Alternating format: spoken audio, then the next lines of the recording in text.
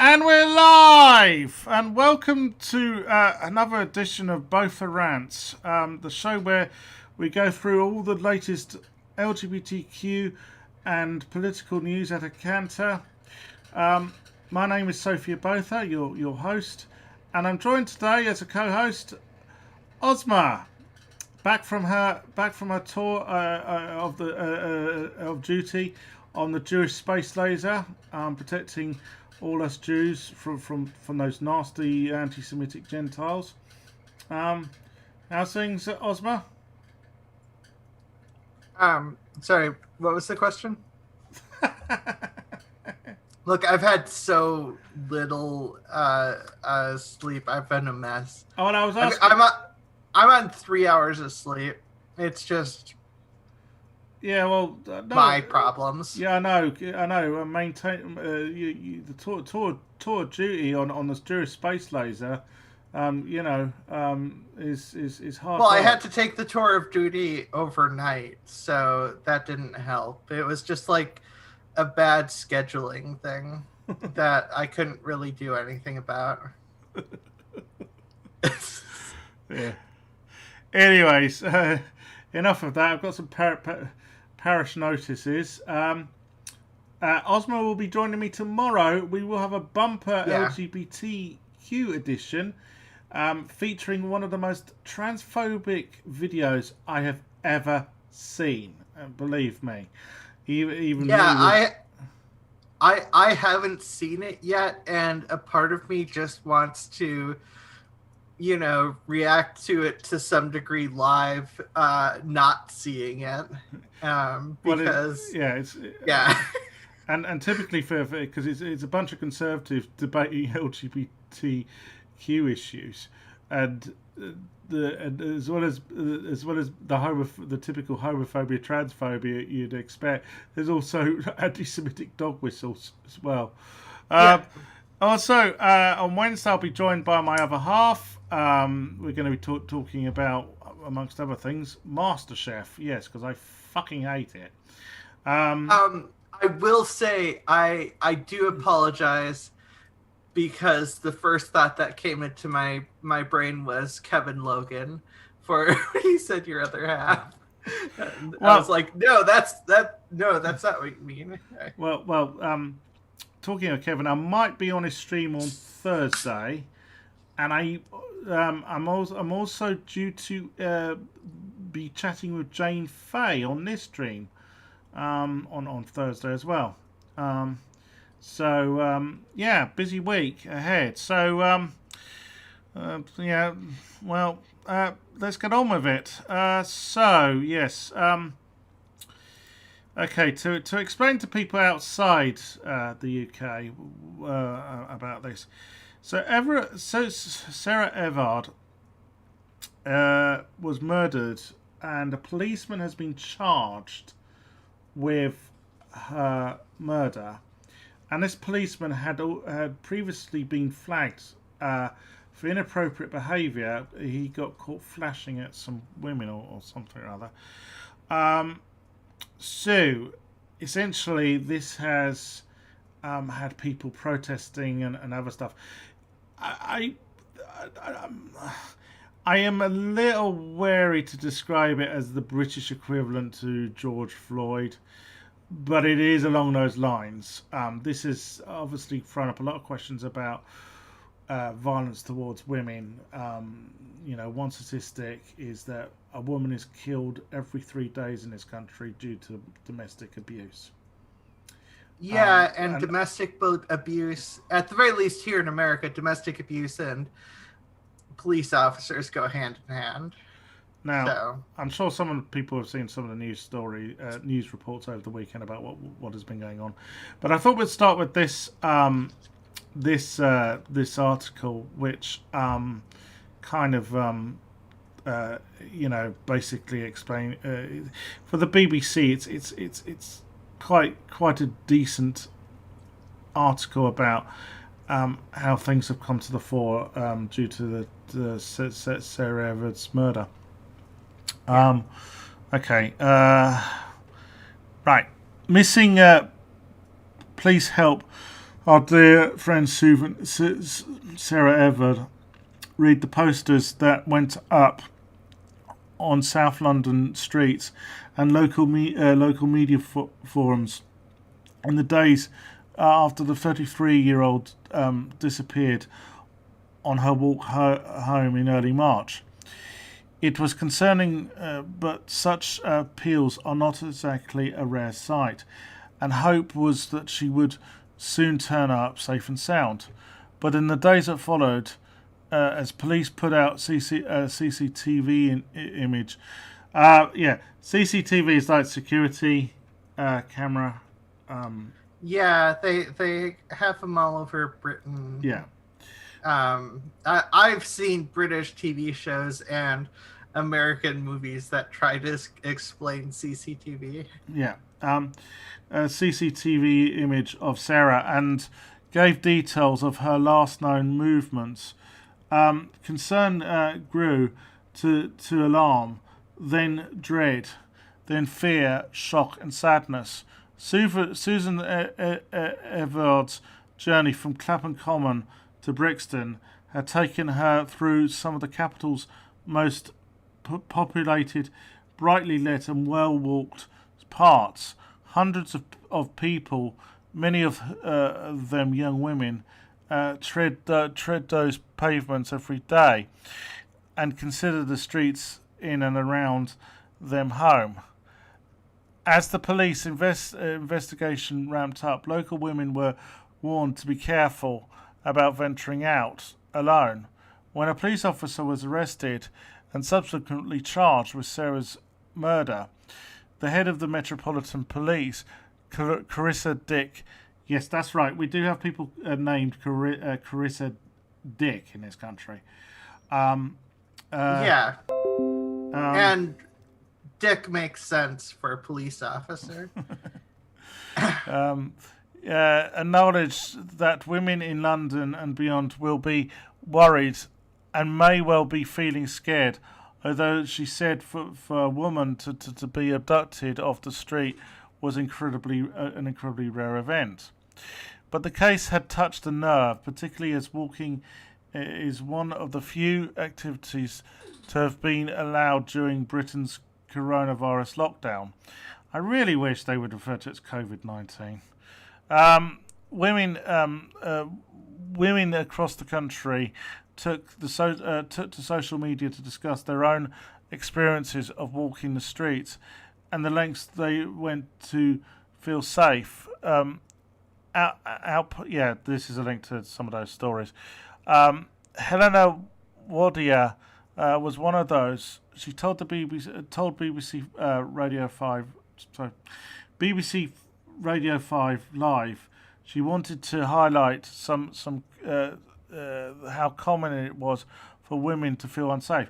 Yeah, now I'm a trans woman. I'm fairly big, and I feel unsafe.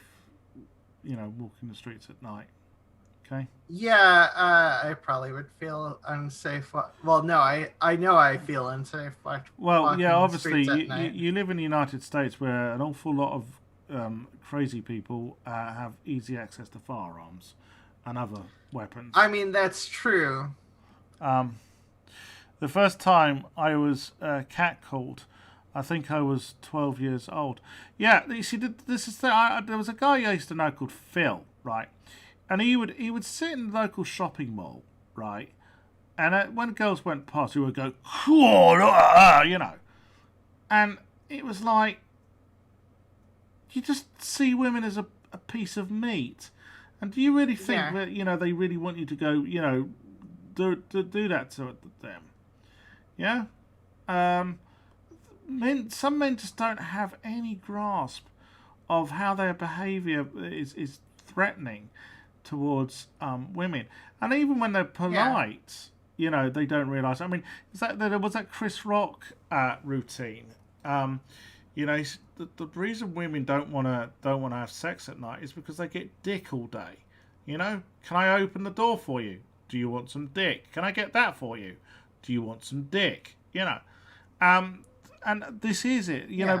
Constantly men sort of, shall we say, lusting after the women in inappropriate ways, and aggressively so as well. I have been self-policing since then. We moderate everything: our clothing, our drinking.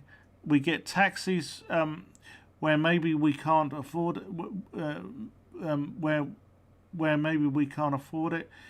We hold keys between our fingers. I've done that a few times. We don't wear headphones when we're jogging. We stick to well-lit areas. It's exhausting. Now, the one thing I will say here, right, is women should not feel like they have to dress in a certain manner to walk down the fucking street. Yeah. And to say that they should is a form of slut shaming. Okay, it's wrong. It's what Piers. Yeah. It's either slut shaming or trans medicalism, depending on the woman who you're telling how to dress. It's like Piers Morgan last week having a go at his co-host for wearing a skirt too short. Yeah. You've heard this from fucking misogynistic idiots over the years that, well, if women wear, provocative clothing, what do they expect? Sorry? No. That's absolute. You're saying it's the woman's fault that, she gets assaulted, huh? For wearing a certain type of clothing. That's what they essentially are saying. Yeah.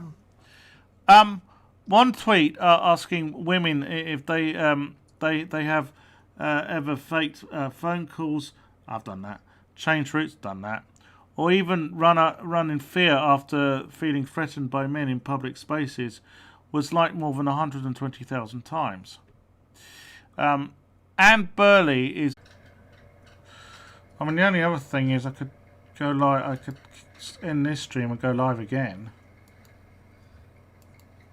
Yeah, I mean, just do what you think. Oh, wait.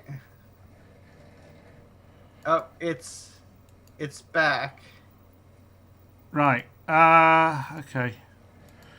Okay, folks, we seem to be having some technical difficulties. I don't know what. Don't know. Yeah, I mean, it might have just.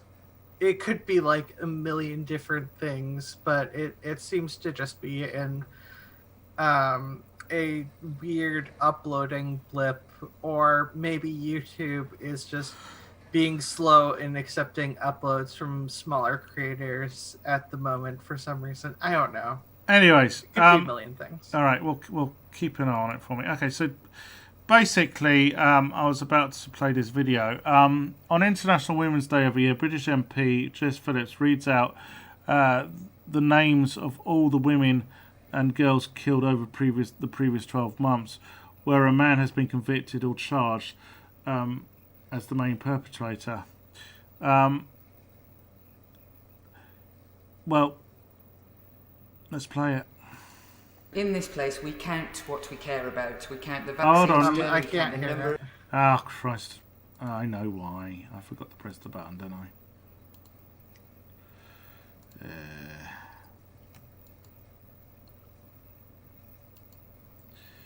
Right. Of people on benefits, we rule or oppose based on a count, and we obsessively track that data. We love to count data about our own popularity. However, we don't currently count dead women.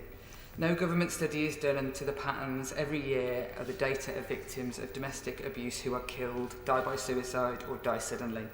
Dead women is a thing we've all just accepted as part of our daily lives. Dead women is just one of those things. Killed women are not vanishingly rare. Killed women are common.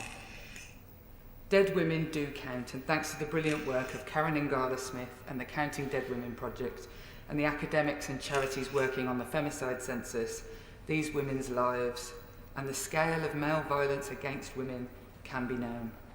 Since last year on this day, these are the women killed in the UK, where a man has been convicted or charged as the primary perpetrator in the case.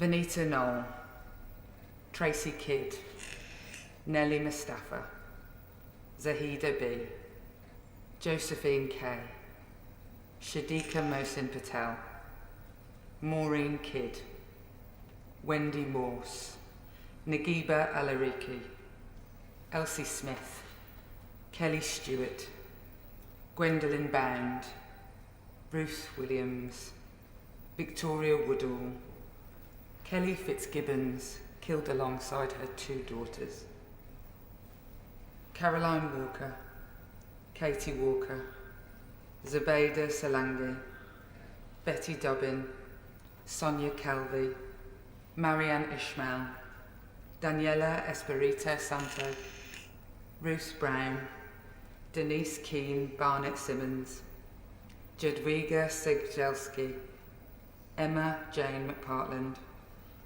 Louise Atkinson, Silk Hirschon Jones, Hyacinth Morris, Louise Smith, Claire Perry, Aya Hashim, Melissa Belshaw, Yvonne Lawson McCann, Lindsay Alcock, Anita Zadun,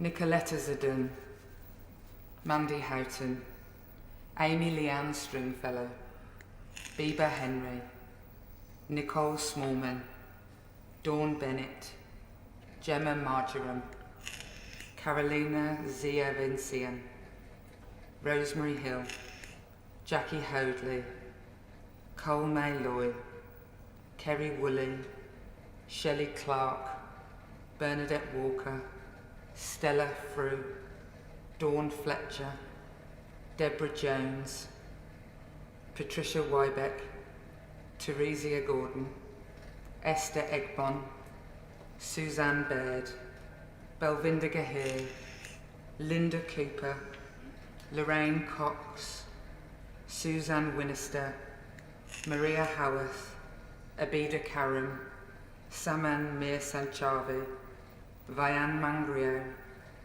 Purna Kameshwari Sivaraj, killed alongside her 3-year-old son, Louise Rump, Julie Williams, Rhonda Humphreys, Nicole McGregor, Angela Webber, Carol Wright, Sarah Smith, Ildiko Bettasan, Kimberly Deakin, Mary Gladders, Paula Leather, Caroline Kyle, Lauren May Bloomer, Hansa Patel, Helen Bannister, Marta Vento, Andrea Rodriguez Guilherme, Joanna Baruca, Azaria Williams, Catherine Granger, Eileen Dean, Sue Addis, Carol Hart, Jacqueline Price, Mary Wells, Tiprat Argatu, Christy Fruin,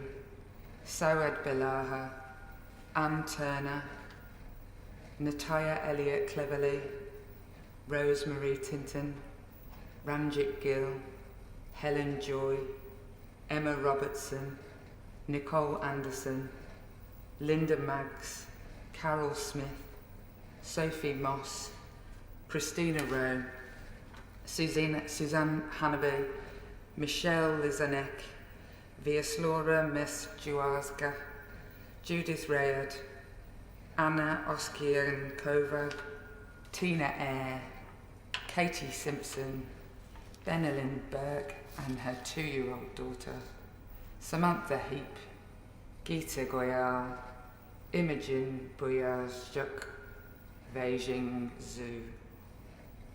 There has been much debate over what I would say at the end of the list. Her name rings out across all of our media. We have all prayed that the name of Sarah Everard would never be on any list.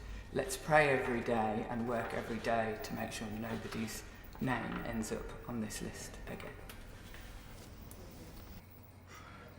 Pretty powerful stuff. It took her 4 minutes to read all those names out. Yeah. Now, there's some controversy that there was, I think, one trans woman who was murdered in the last year in Britain, and her name wasn't included on the list. I've been told by people more in the know than me that this is possibly because the accusation has often been that Jess Phillips is a TERF. She's not. Okay. I remember when she stood for the Labour leadership, the brief time she was in that race, she went on Mumsnet, which of course is the nexus or online nexus for TERFs, and said categorically trans women are women. However, she might have got the list from a TERF and might not have realised it. Okay, that's what I've been told. Anyways, in a separate debate in the House of Law, this year it fell on women. The day. Sorry. Fuck's sake. This year it fell on the day remains were found on the hunt for Sarah Everard. And she read out 118 names. Dead women is a thing we've all just accepted as part of our daily lives. Yeah. What she said on in a separate debate in the Lords, Parliament's upper chamber, Baroness Jenny Jones of Molescombe, who I kind of know, actually. She's a Green Party peer. Yeah, you seem to know like half of the politicians in the UK, at least any of the ones that deal with Labour. Anyways, she called for a 6 p.m. curfew for men on the streets. Now, incidentally, Alex Jones did a nut about that. He doesn't, and it's funny that Alex Jones would, because Alex Jones, he doesn't know. He has a problem with. He doesn't know how to treat women. He has a problem with women. Okay, let's just say that he's domestic, He's a fucking domestic. He's a domestic abuser himself. So why should that be any surprise? She later told Sky News that while she hadn't been entirely serious. You see, that's the thing. Alex Jones takes that seriously. Said, "Oh, this is the outset of the Orwellian police state." You know. She hadn't been entirely serious, for fuck's sake. You know, he'll use he'll try and twist and manipulate anything, won't he? I mean, and it's also the same sort of thing as a men's rights activist in that. He's bitching about anything that could possibly be an inconvenience for men or whatever, without actually trying to do anything to address anything. Alex Jones's answer to fucking everything is arm yourself. Yes. Anyways, she told Sky News that she wasn't being informed. Sorry, I need to correct you. Or buy Alex Jones's wondrous fucking tonics or whatever that he sells. Yeah. More about Alex later. She wanted to make the point that when the police victim blame when the police victim blame by asking women to stay home, we don't react. We just think it's normal. It's basically trying to show, hey, you know what? Why not like have men stay home? Why not treat men like men are treating women, essentially? Yeah. As women have took to social media to tell their stories, Stuart Edwards, who lives 5 minutes away from where Sarah went missing, tweeted, "Aside from giving as much space as possible on quieter streets and keeping face visible, is there anything else men can reasonably do to reduce the anxiety spook factor? Yeah, don't walk behind women on dark streets." You know, that's one thing I would suggest. You know. Well, I mean, I think a lot of cultural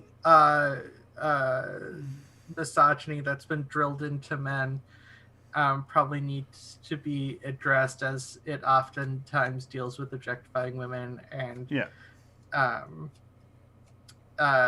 you know, men being right for whatever actions they take against women. Among those who joined the observations was food critic Jay Rayner. Yet another person I've had dealings with, funny enough. I do know a lot of people, don't I?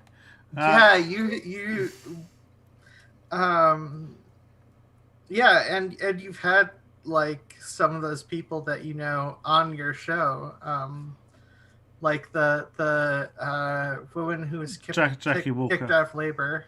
Jackie Walker. Yeah. Who also lives in South London. If I find myself walking behind a single woman on a quiet street, I always cross the road to the other side and ideally accelerate away as quickly as possible. I'm a big man and absolutely aware what my silhouette looks like in darkness, he tweeted. Yeah, he's right. I've had my disagreements with Jay Rayner, but you know, he's a gentleman. Okay, I will say that. Sorry for butchering. Being self-aware is really it's a good thing. So, anyways, sorry for butchering that article, but it needed to be said. So anyways, there was a vigil at Clapham, we've mentioned this, and Kate Middleton, the Duchess of Cambridge, went to it. Now, I am a little cynical about this. You know, maybe I should take it. There's a part of me that says I should take this on face value. Maybe, you know, domestic abuse, obviously she's a woman. Domestic abuse is probably something she probably feels quite strongly about. However, the Royals got a lot of bad press last week. Right? Yeah. And one can't help thinking, was this a spin exercise to say, oh, you know, actually we are in touch with the people? You know? You can't help that is always at the back of your head with the Royals, you know? Yeah.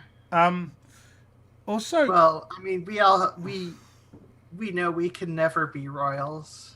Also, funny enough, look, she's not wearing a face mask. Fucking hell. Yeah. You know, she wanted her face to be seen. She didn't want us to be quiet, and obviously it did end up in the tabloids. There you are. Yeah.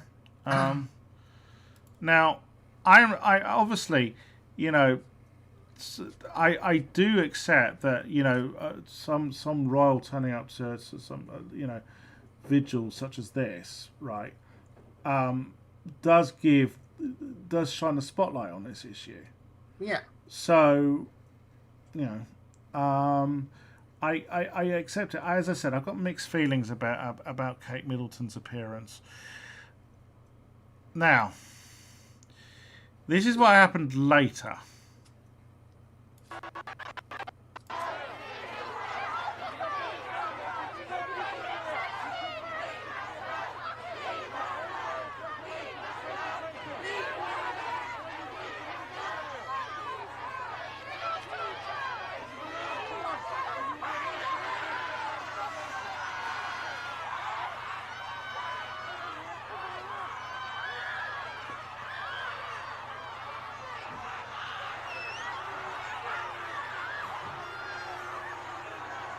They weren't doing anything. And the police just went in. Yep. The fascist fucking thugs. You know, reclaim the streets. Yeah, reclaim the streets from fucking the police. So. Yeah. That action resulted in this happening to a woman called Patsy. This is going to be one of the images of the year. Yeah. So 100%. Let's get this straight. The police have been accused of brutalising women. Women turn up to protest the police brutalising women, and the police proceed to brutalise women again. Well, not just that. At the vigil of a woman who got murdered by police, a police officer. Or at the very least, that's my understanding of the criminal charges. Yeah. Now, obviously, the police are going to say, "Oh, COVID, you know, public health, you know, blah de blah de blah de blah blah de blah blah blah." Well, if that was the case, why was Kate Middleton there without a fucking mask? Yeah. Yeah. So, now. And also, that's not required for it's not for outdoors. It's not. No. Well, no. I mean, like, you don't have to shove someone to the ground to try to stop a gathering. Look, I agreed with there being, you know, various COVID restrictions. All right. It was obvious that we needed to stop the spread of this pandemic, right? Yeah. What I didn't expect it to end up with is the police beating the shit out of women. Yeah. Yeah. The police are basically saying, well, these are the new laws which the government have put in place in response to COVID. You know, we were just carrying out, you know, what you know is the law. Yeah. Well. You know, as I said, that's not like, and that's total bullshit. Yeah, the police aren't very consistent about this, which we'll get on to. Yep. So this is Patsy Stevens' account of everything. So let's have a listen. Oh. Joined here by Patsy Stevenson. Patsy, you were arrested tonight by the police when you joined the vigil in Clapham Common. Can you tell us, one, why did you come down to the Common, and then what led to your arrest? Well, first of all, I came here to support any woman, whether it be cis woman or trans woman, every single woman. No, isn't that great? Well, really I mean, the thing is, TERFs like to play things out like it's some sort of silent majority, but most women support trans women. Yeah, and funny enough, I haven't heard much out of TERFs about all this. Funny that. TERFs. Well, I mean, they're too busy like getting money from the Koch brothers. Well, TERFs are always saying they're the militant defenders of women's rights and against violence. You know, perpetrated against women. Yeah, and so you'd think that they'd have something to say about all this. But well, you'd think they'd also, you know, have stuff to say about trying to allow abortion, but they're very quiet on a lot of well, things. yes, they were very quiet when Amy Coney Barrett was appointed to the fucking Supreme Court, weren't they? who, you know, and this is a woman who wants to take, you know, the reproduction rights of women away. And, you know, it just seems that, you know, basically, again and again and again, TERFs claim to be feminists. No, you're fucking not. You know, you just use, feminism as a shield to fucking, you know, hate on trans women. That's what you do, you know? Yeah. You know, you don't care about the rights of cis women. You're just fucking bigots. But this woman, Patsy Stevens, she's a good woman. Yeah. Women who cannot walk down the street by themselves because of the fear of men. And it's not all men, we know that. That's not what we're saying. But, you know, there does need to be a change where women have freedom to live their lives in peace without fear. The fact that the police turned up was just disgraceful, because before then it was a peaceful protest.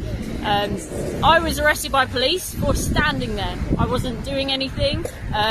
They threw me to the floor. They have pictures of me on the floor being arrested, and I'm 5'2" and I weigh nothing. And several police were on my back trying to arrest me. They arrested me in cuffs, dragged me away, surrounded by like 10 police officers.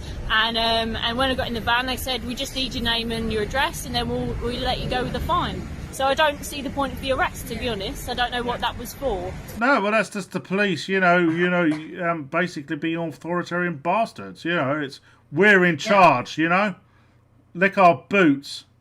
That's basically it. Yeah, boots don't taste very In good. your opinion, what should we do next? What should we do next? Yeah. Bigger protest. Come on. When should we do it? Now. Tomorrow? Yeah, now. Let's go now. No, just whenever we can rally the troops. We need to rally the troops, and now people will see, because we already knew this vigil wasn't properly cancelled. Everyone said, yeah, officially it's cancelled, but we knew it wasn't cancelled. It wasn't going to be, because people are angry, and too right, they fucking should be. They should be angry. And where should we protest? Everywhere. Worldwide. No, worldwide. It needs to go worldwide. So this should be a global... It should be a global, same as Black Lives Matter, same as anything that matters. Do you think that we should go outside Scotland Yard?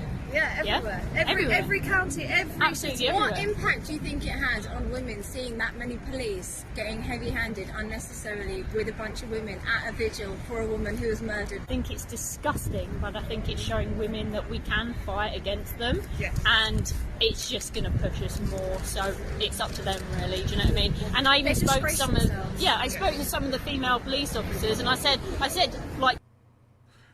Right now, hold on. What's happened there? Oh, it's ended. There has been a protest outside Parliament this evening. That's why Parliament Square is... well, it was trending. You there, Ozma? Yeah. All right. So, yeah, I agreed with everything Patsy said there. And you see, yet again, you know, it's... Oh, no, it's all right for royals to walk, you know, to come out and protest... stand around, Clapham Common, without a mask, to show solidarity. But hey, when normal people do so, they get the heel of the fascist boot on them, don't they? Yeah.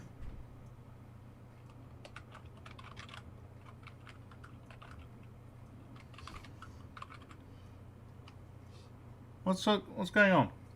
Oh, sorry, I was distracted by chat for a second there. Alright, okay. Well, you are co-presenting a show, you know. Yeah, I know. Now, there was also a protest in Brighton, and this happened.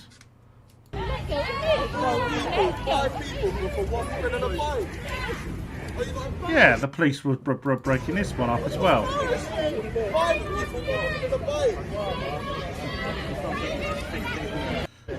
So, yeah, it wasn't just at Clapham. It was also down in Brighton as well, and various other places.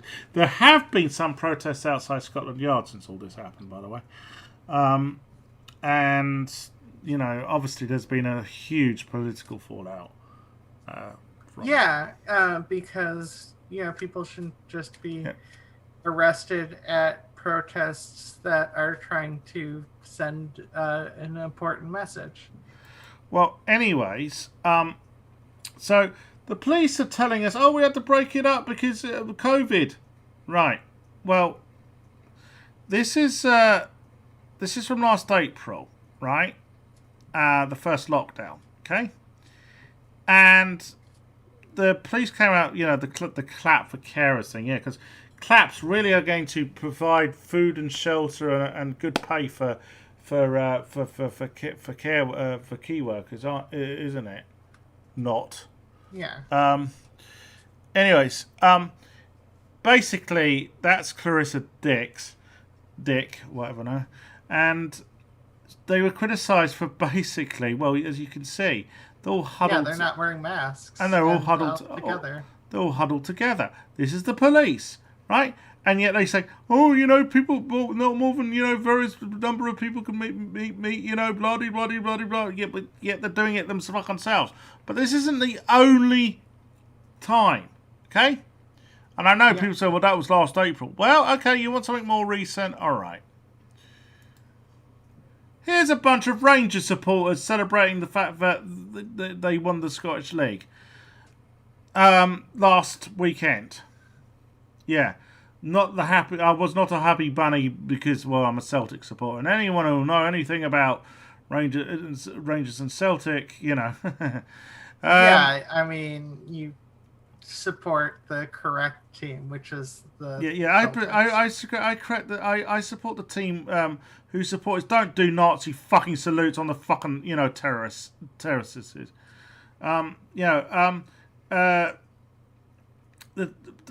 not. I know people are just going to say, "Oh, this is because you're soldiers." No, it's got nothing to do with that. It's the fact that look, there's going to be a fucking spike of fucking COVID in Glasgow. Come next week, right?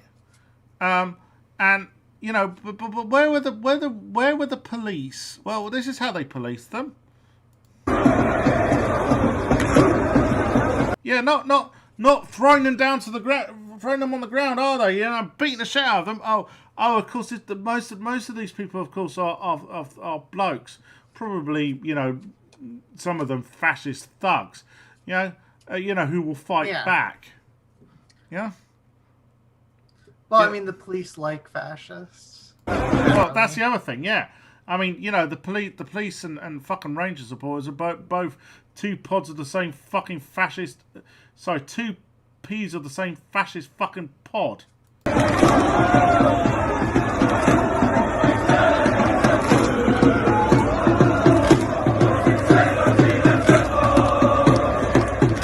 Yeah, as you can see, police did fuck all, right?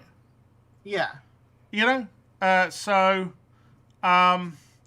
Fuck, just proving all cops are bastards.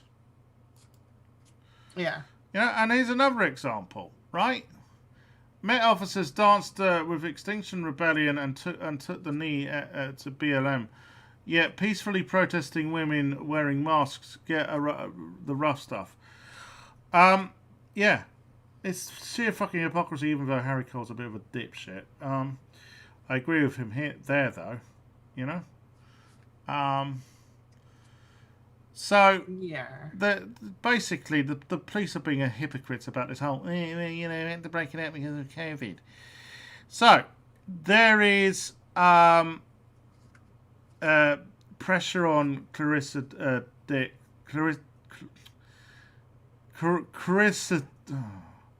Cressida Dick. Yeah, the Met Commissioner to step down, but she's staying. She seems pretty adamant she's staying. I mean, she's. I thought about. But have accountability for police.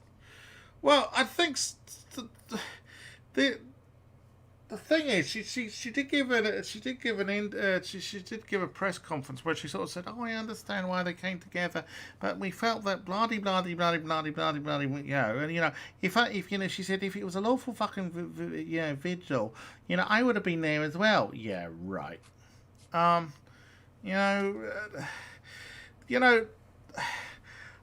mean, obviously, it's great that she's the first female police commissioner, and for a policewoman to rise that high, it's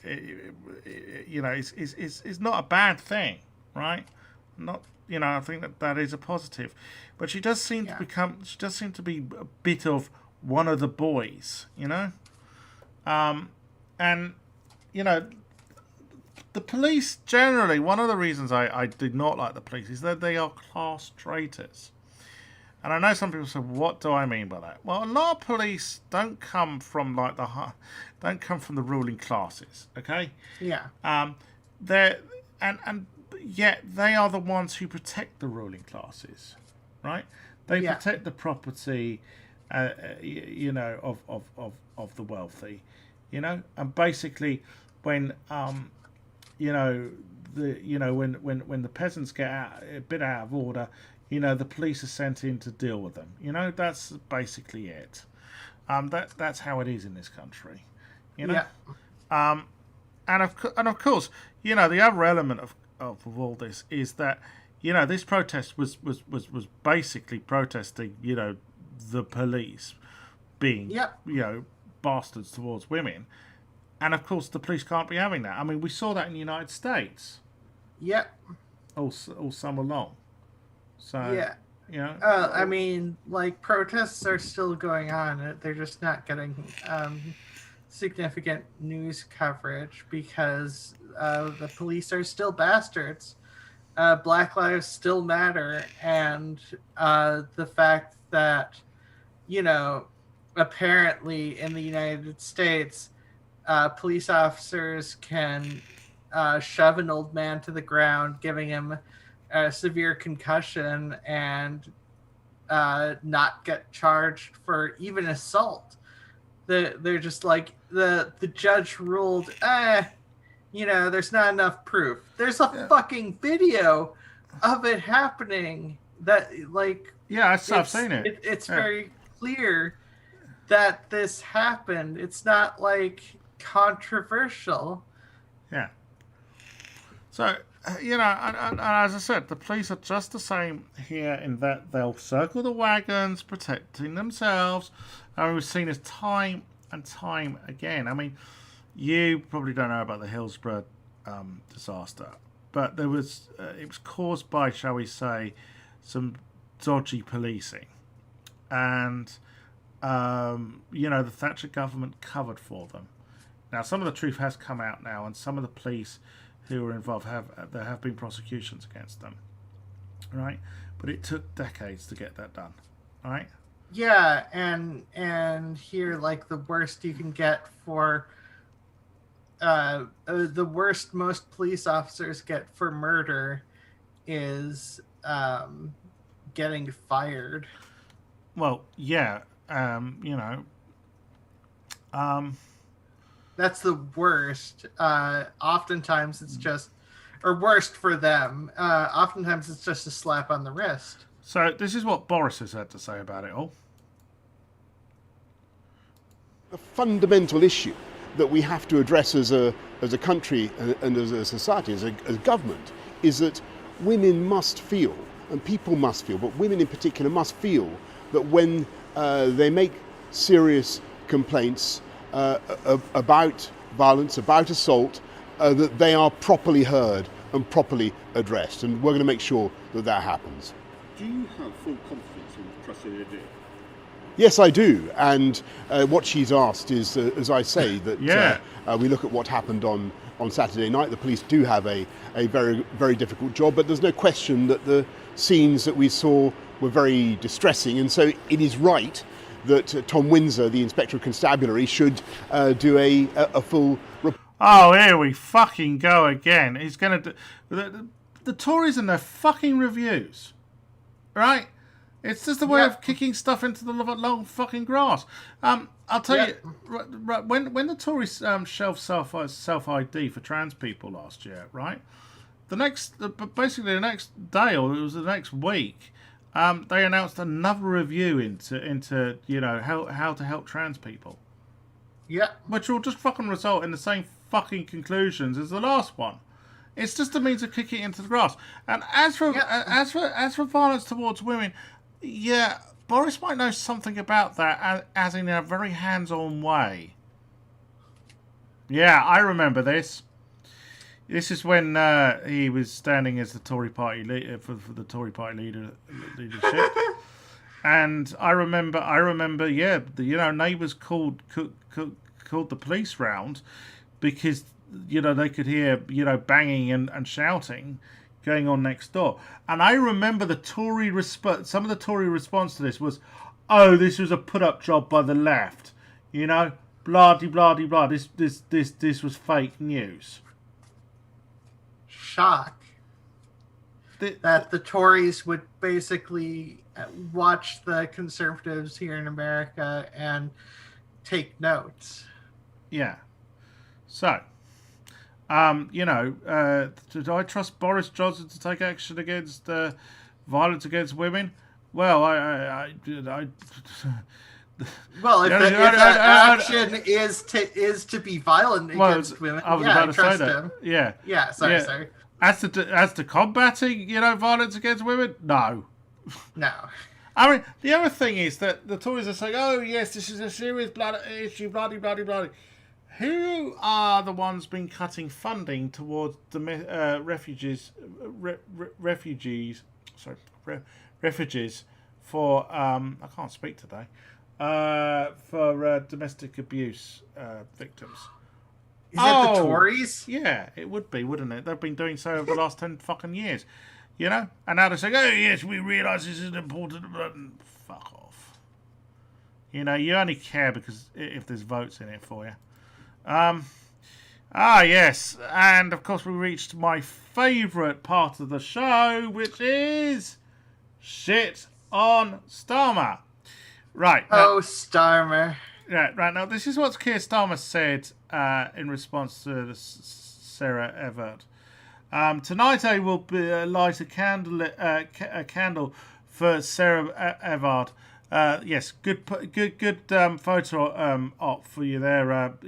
Keir, I've seen the photo. The whole country's thoughts are with Sarah's friends and family at this awful time. Violence against women and girls is still far too common. I will do everything I can to help make our streets safe and end this injustice. Yep.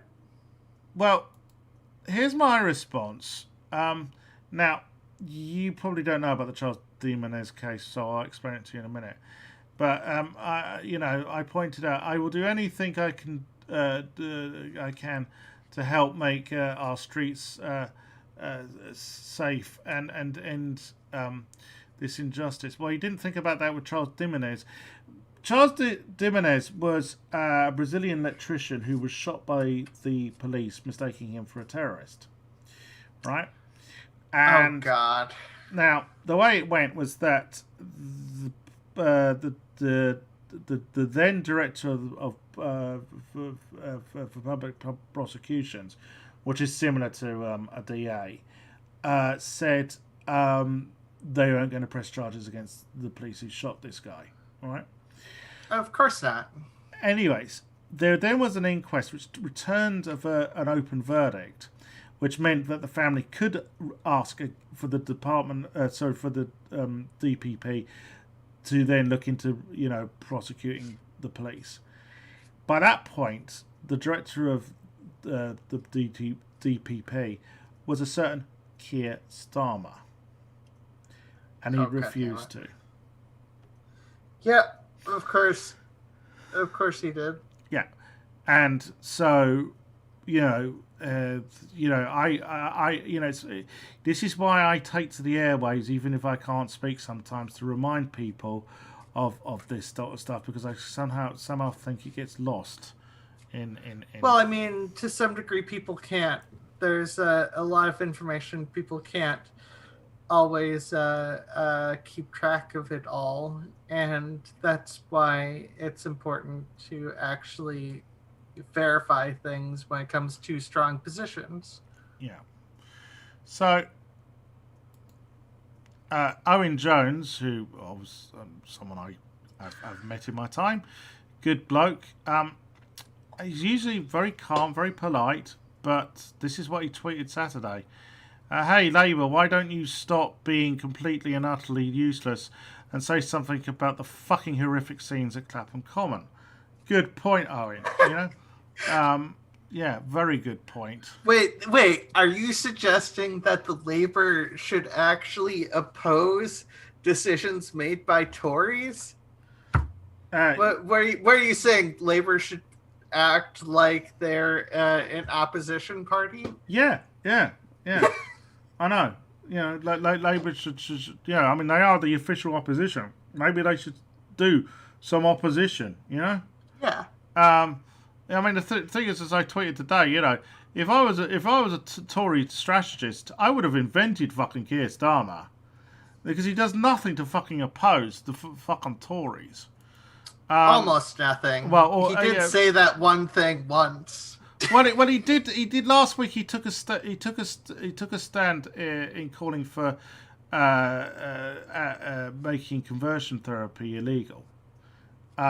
But I kind of felt that it took his merry fucking time about it, and why is it? I got the feeling that he stuck his finger out the window to see which way the wind was blowing on that one. So Keir Starmer didn't call for Cummings' resignation. No, he didn't. Didn't call for Hancock's resignation. Current secretary. Health Secretary, who has been awarding contracts to his mates, which is corruption of the highest fucking order. Yeah. Won't call for won't call for the Met Commissioner to step down. But sacked Jeremy Corbyn and Rebecca Long Bailey in minutes. Yeah. That shows absolutely what Starmer's priorities are. Being more Tory than fucking Tory. Yeah. Anyways, yesterday morning, Jess Phillips went on the Andrew Marr show and said a few interesting things. So let's have a listen to what she has to say. For a peaceful protest, not a protest actually, a vigil, a moment. They did not try and find a way to work with women who are sad and angry and upset. To be able to not even gather, but just go to Clapham Common. There are a million ways that could have been organised, but the police put their foot down before they... Because they're fascist pigs. And you do as they say, or else. Well, I mean, they're at the very least fascist sympathisers, but some of them are absolute fascists. Put their boot in, and at every stage they made the wrong call. The leader of the Liberals, Ed Davey, has said that Cressida Dick should now resign. What's the Labour view? The Labour view, I'll give you my view, is that Ed Davey maybe wants a headline that I don't want. I came here... Or she's been gagged by Keir Starmer. Yeah. To saying it. That's more my feeling about that one. And saying that, Ed Davey's only interested in headlines. He probably is. But the point is, it's not just Ed Davey who's calling for her to... Can you pronounce it? Cressida Dick. To resign. Yeah?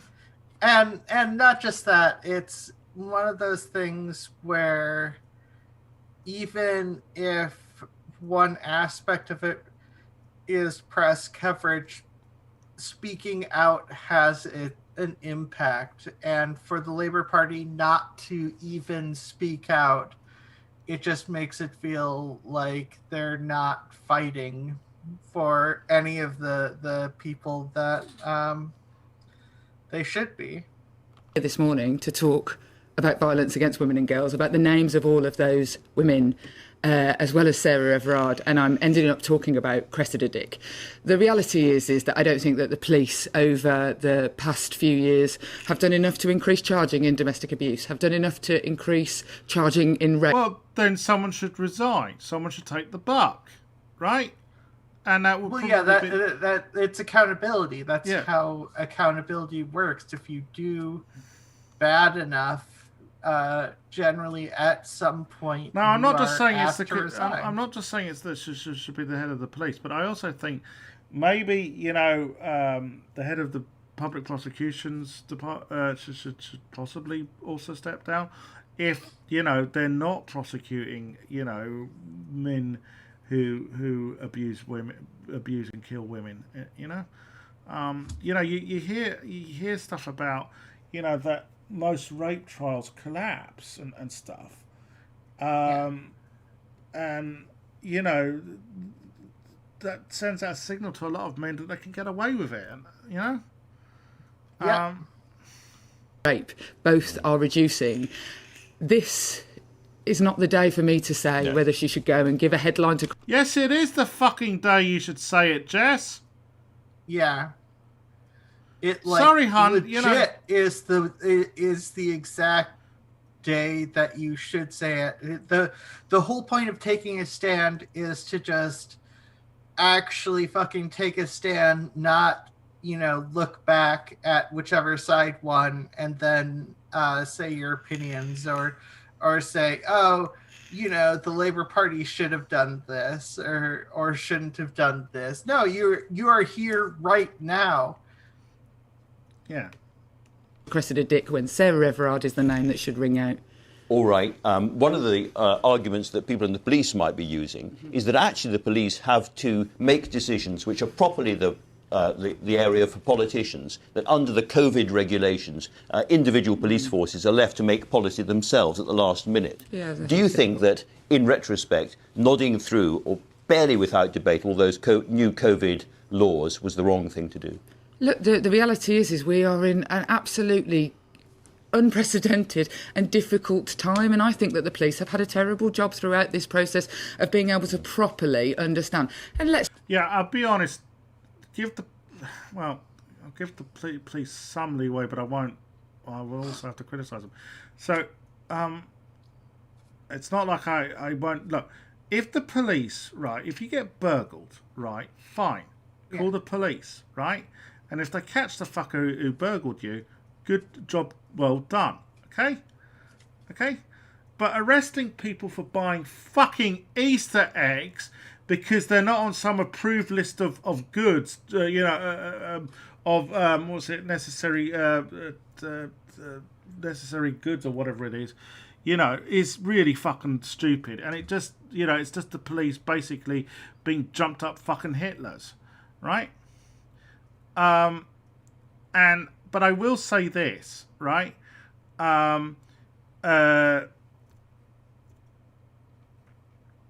They have had mixed messages from the Tory government. Yeah. Contradictory messages. And that hasn't helped.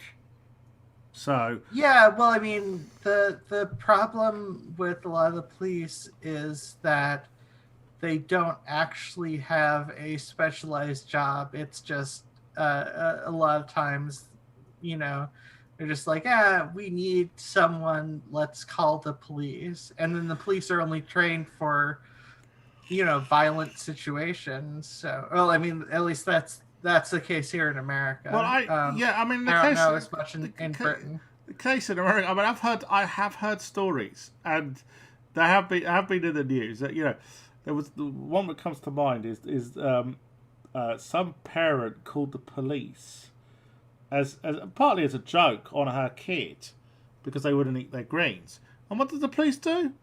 They sent round fucking SWAT. I am not joking. That is an actual story. That actually happened. Because they a lot of the police officers, because of the lack of accountability partially, but a lot of the police officers joined the police to wave their guns around. Yeah, they get off on it. It's cool to look at. Yeah, to wave their gun around. Right. Let's face it, they don't have the resources after years of being dwindled. Well, here's the thing. In the United States, I would say defund the police, because if you look at police budgets compared to, social provision, budgets for social provision, police budgets are bloated. Okay. In this country, I kind of feel that police should at least get the resources they fucking need to catch, serious criminals. And we do have serious criminals. You have thieves, you have armed robbers, you have burglars, you have rapists, you have murderers, right? these people do need to be, investigated by the police and locked the fuck up, if they're guilty. So, what I don't want the police to be able to do is throw fucking, women on the fucking floor and kick the shit out of them for just basically standing in a fucking park. Yeah, and a lot of this, circles back to the fact that police aren't accountable, and if police were accountable, they're accountable. The shitty police would be fired. They are put in jail. They're accountable to the Tories. So as long as they do the Tories' bidding, right, that's fine. Okay? Yeah, but that's not, sorry, they need to be accountable to the people. Well, yeah. Oh, yeah, that's true. But what I'm saying is they are accountable. They're accountable to the Tories to do their fucking bidding, and their bidding is protect rich people. They are. Okay? Yeah, and protect the rich people in the establishment. That's basically it. Anyways. Yeah, and here police murder people, and then if police get called out by other police officers, the police officer that called out the bad police officer gets fired. The way to actually properly deal with some of the things that they might be being asked to do. But the reality is within the legislation that has been nodded through, there was room for yesterday a peaceful vigil to take place, and they missed the opportunity. Yes, there was. Yeah. Yeah. People could have stood you're far less at risk of getting COVID out in the open, right? And if people had stood been allowed to stand, because if you saw what the police were doing, that Clapham Common protest, they were basically kettling protesters, which is where the police move in to. So basically, the police were actually creating a situation which was actually dangerous. They were the ones actually fucking doing it. Otherwise people could have just stood, 2 meters apart or whatever, and had a peaceful protest. As happened in other parts of the country, in fact, outside London. Absolutely, outside of London, remembering that also exists. Now, you've talked about a crisis of violence against women. Mm-hmm. It's true that 3/4 of the victims of violence on the streets are men, but it's also true that almost all the perpetrators are men, so we have a man problem. How much do you think we have a cultural problem, particularly about the way that we bring up boys in this country? Oh, look, as somebody who's bringing up boys, I'm not going to sit here and give mothers another reason to be bashed that they're not bringing up their boys properly, but I think that we've got a responsibility to be looking at the way that we educate, the way that all of society operates, that means that women end up being treated as objects on our streets. And it's not all men, but it is all women. Every single woman I know will have a story to tell about how they were harassed or assaulted, in fact, on the streets. Yeah. All women. All women will have that story. Yeah. Yeah. And that's a really sad indictment of our society. Really is. This country. So yes, we need to be going into our schools and we need to be educating boys. And in fact, I worked for many years and the Labour Party has for a long, long time backed the compulsory, healthy sex and relationship education in schools. And the government now needs to step up and make sure that that is robust and that there is resources. Yeah, but yet again, the Tories have been cutting funding for education. So, yeah. Yeah, well, that's a common tactic for people who want to try to control others, cut education, put people in situations that they're more desperate, because you don't want people who can actually sit back and think. Yeah. Because as soon as you get people who can sit back and think, well, they're going to make better decisions, and that would not be voting for the Tories. Yeah. Well, there's been surveys done, and it's usually those with the higher IQs tend to vote for left-wing parties. IQ test is its own mess. Having said that, you do get some pretty intelligent people who will support right-wing parties. Usually it's because they're rich or they're psychopaths. And in place for teachers, because we're seeing a terrible patchy approach to this across the country, which isn't helping girls and boys learn about the expectations of what good looks like. There is an enormous new crime and policing bill arriving in the House of Commons, and you have suggested there should be longer sentences for stalkers and for rapists put into that bill. How long should they be? Well, I think, for a start off, I think that it should be, you should get more for rape than you do for defacing a statue.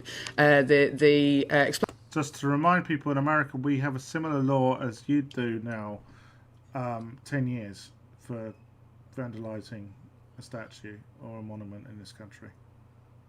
Yeah. Rapists get less. I assume rapists get 5 years or something. I think the minimum is, yeah. Yeah. You know, as far as I'm concerned, rapists, they should get. Well, it's you know, you can't be really. It's arbitrary, isn't it? I would say at least 20 years. Well, I mean, it's yeah.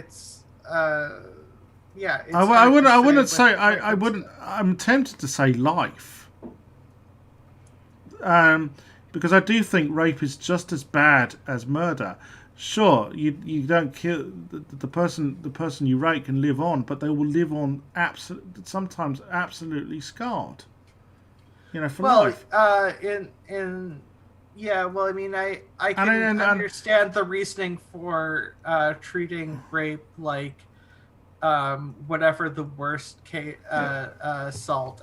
Third degree assault is the worst. Well, no, do you see what I'm saying? That look, murder is like considered the worst. Well, genocide, I guess, is considered the worst of all crimes. Yeah. But murder, you know, because you kill someone and that person can't live on, right? But but to leave someone scarred for the rest of their life is, to me, that's just as bad. You know, it's just as bad. That's why I am tempted. I mean, the thing is, a lot of people sort of think us on the left are like woolly and soft on crime. No, fuck that. You know, I kind of believe that if you are a danger to society, you should be locked the fuck up. Yeah, until you're not. Anyway. Yeah, but and obviously that would require actual rehabilitation. Be more the focus in prison, but that doesn't mean that people shouldn't be in prison. Well, yeah, I mean, obviously, you know, one does believe in rehabilitation, and I do know people, you know, who have gone to prison for I know someone who went to prison for murder, right? Spent 10 years inside, come out, right, and has completely changed their life, right? So, you know, I'm not saying rehabilitation can't work, but what I'm saying is that I kind of feel that part of sending someone to prison should be, obviously you've got to have some emphasis on rehabilitation, but I do think there has to be a component which is punishment as well. Yeah, I do. You know. Yeah, I mean, that's where we have a slight disagreement, but I care about the end result of some amount of separation from society for the safety of the general citizen population, along with but if you go down because punishment and rehabilitation are two completely opposing forces. Well, okay, I'll give you this example. Anders Breivik, right? You know, the guy who shot all those kids at a camp in Norway. You know, a socialist youth camp in Norway, right?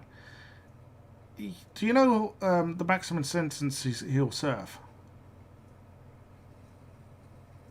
No. 21 years. That's the law in Norway. Now, Norway has an emphasis on rehabilitation, and you know. Well, I don't think that. So I think people can be.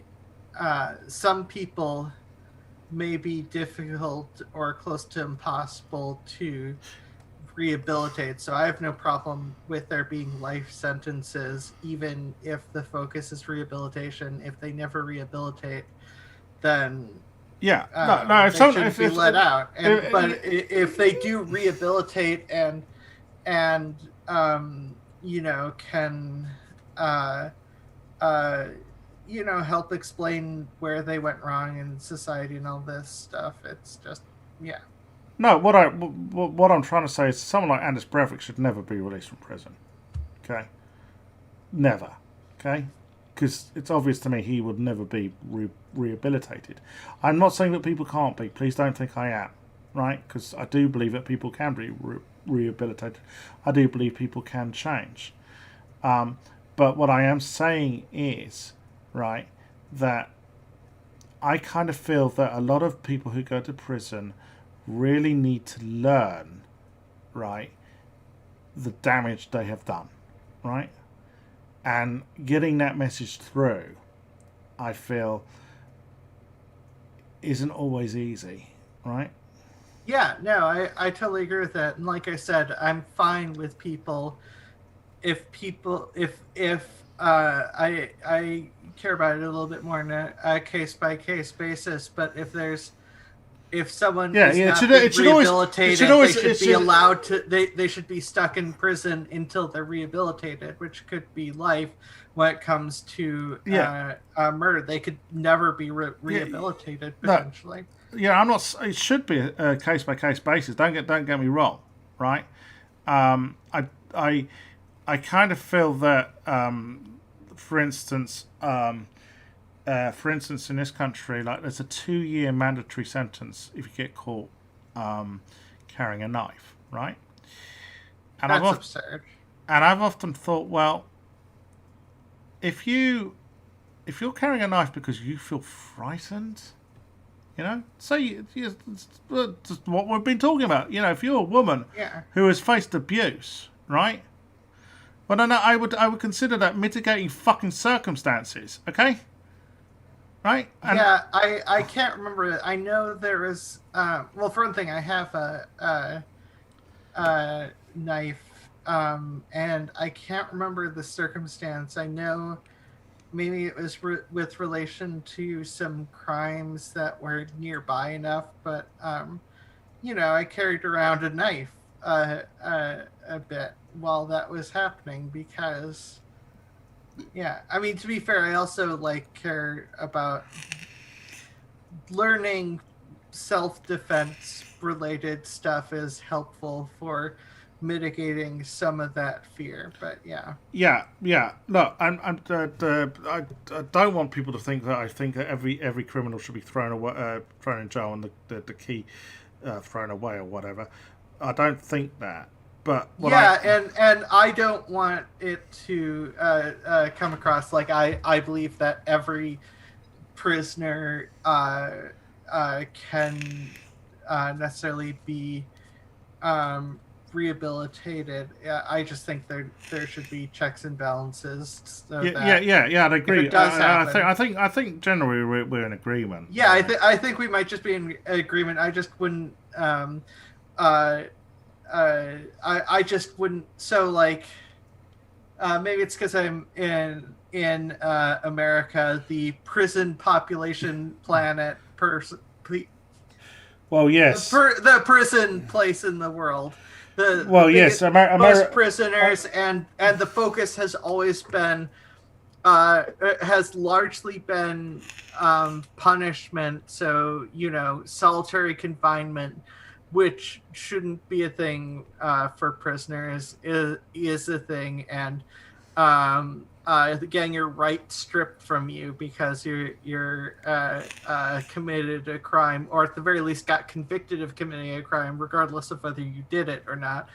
And the thing is, and most people in prison, we should remember this, are there for drug-related offences, all because they're mentally ill, right? People who are mentally ill should not be in fucking prison. Okay. Yeah. They should be in a hospital. They should be in a hospital.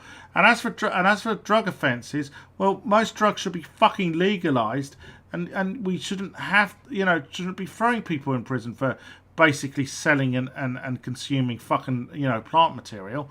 As Yeah, far as well, I mean, as far as I'm I concerned, mean- and the fact that the drug war, served the purposes of the prison industrial complex, which is why I was so fucking glad that Joe Biden has basically put a stop to the building of private federal prisons. Anyways, let's get back to this.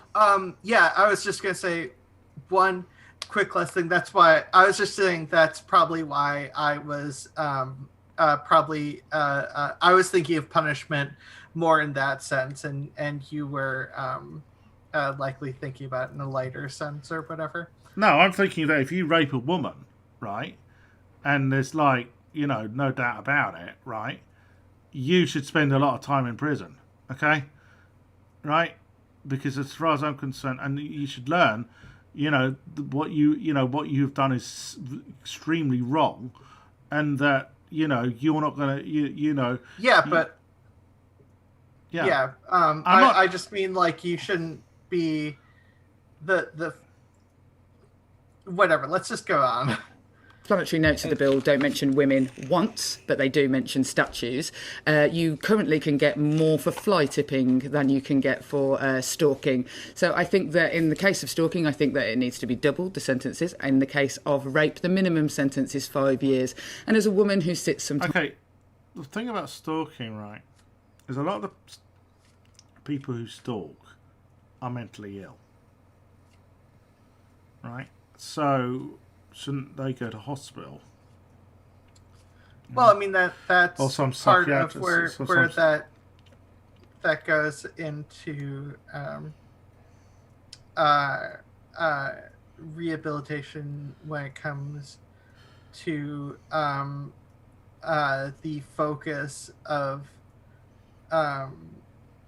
getting preventing harm by moving people out to a place where they can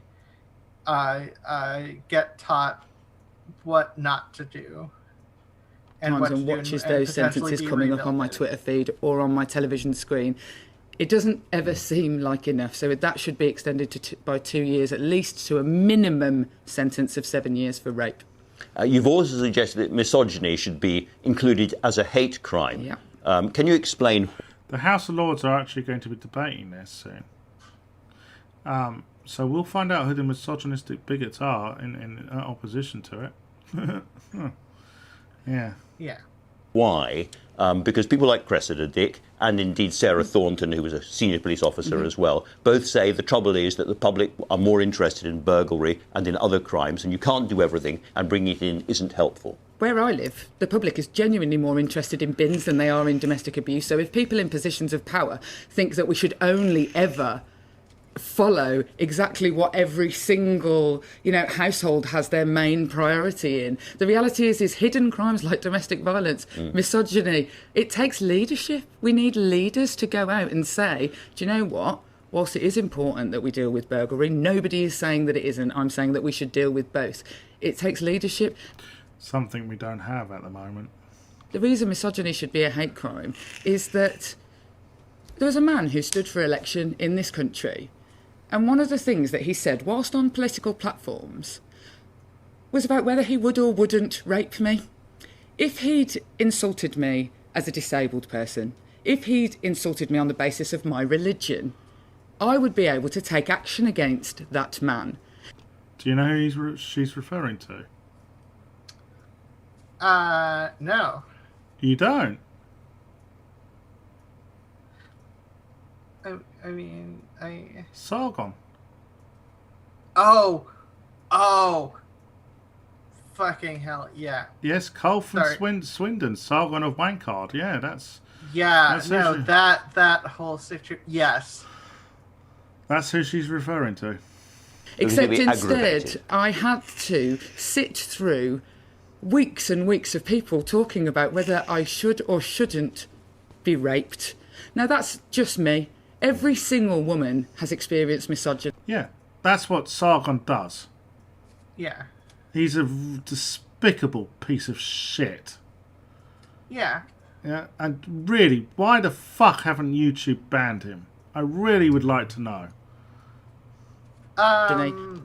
because it's one of those things where you practically have to wave a Nazi flag and say. Yeah, but even then, when we get onto that video tomorrow, you will find out that there is one particular person who's just an out-and-out fucking Nazi. Yet, this is acceptable to fucking YouTube. Anyways. On our high streets. Yesterday I was in Birmingham city centre because I was getting on the train to come here. And I noticed that there were people putting tickets on all the cars as it got dark in Birmingham city centre. There were about 6 or 7 wardens out on the streets. And I thought, God, wouldn't it be nice if when I was out on the street on a Saturday night, if there were 6 or 7 wardens watching out after me. But women don't matter as much as cars. We don't matter as much as fly tipping. Yeah, you see, this is the thing. With the Tories, property matters more than fucking people. Yeah. We don't matter as much as statues, and the law needs to change that. Let me ask you about one other issue, if I may, which is nurses' pay. Right.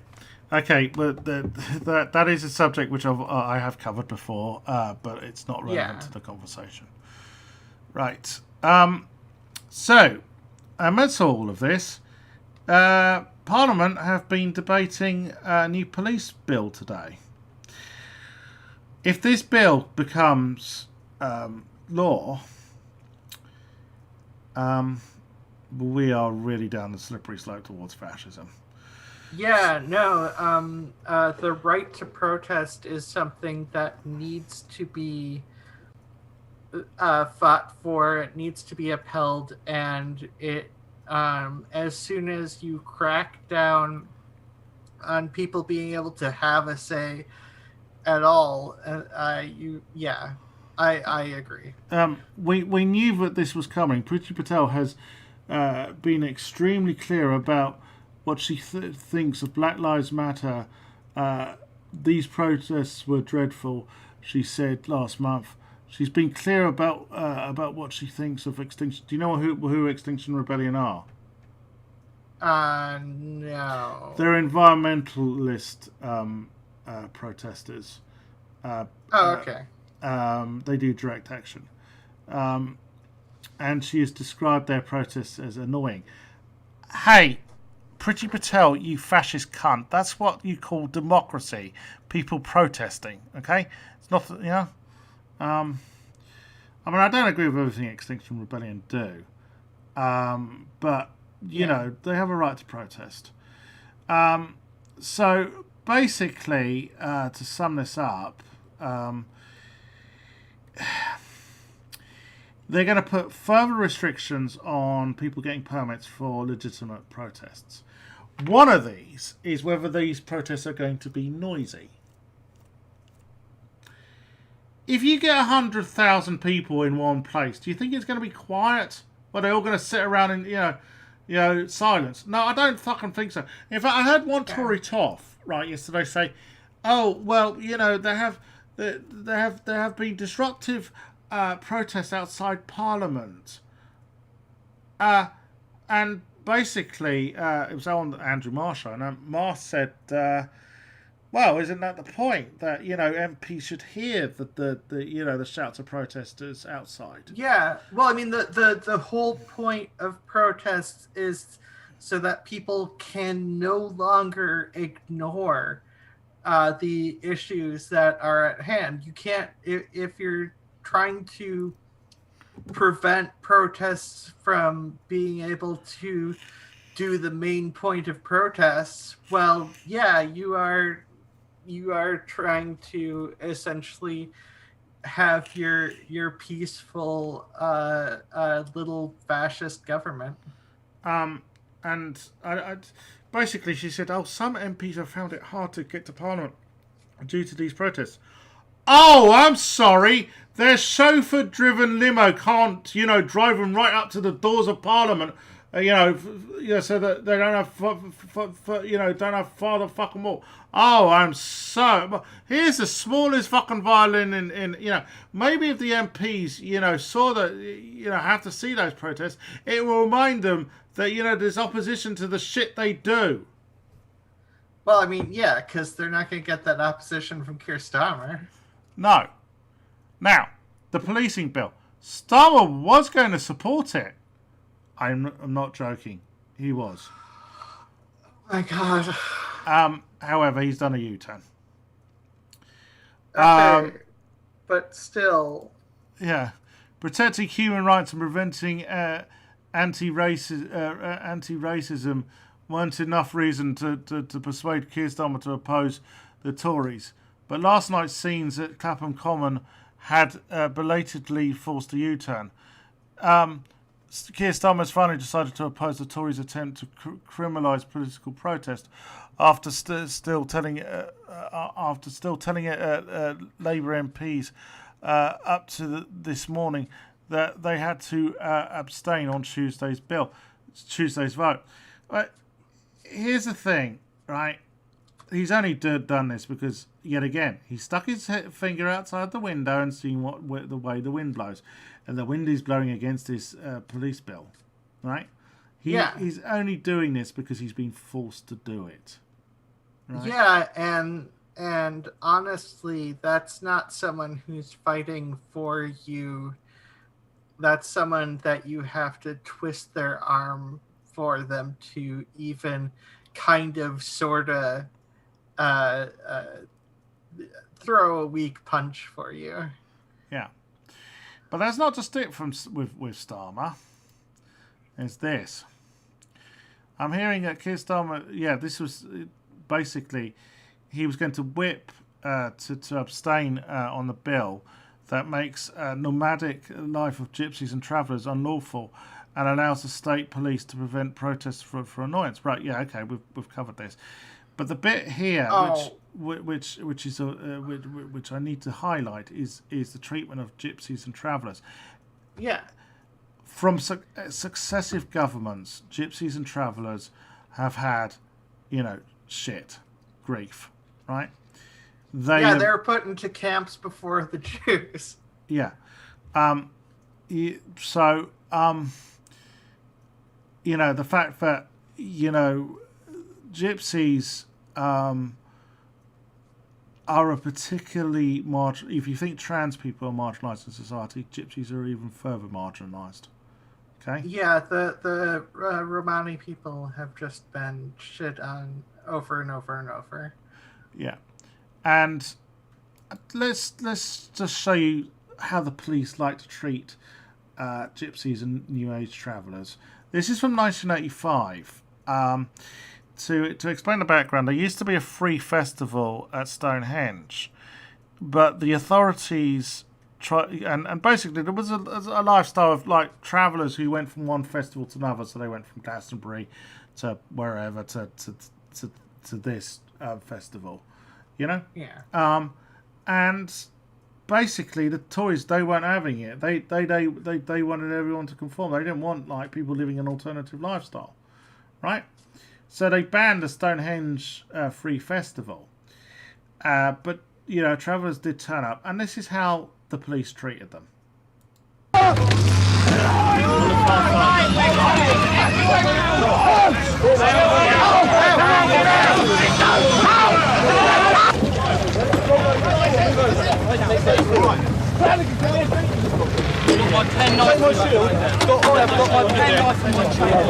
These are a bunch of hippies. They've got them pinned to the fucking ground. Yeah. Are you still there, boy?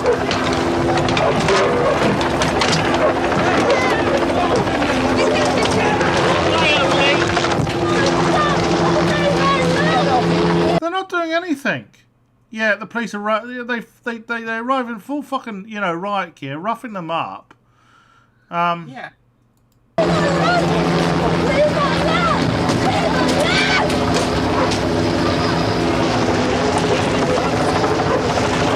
In the field, you have just left. You have a narrow escape.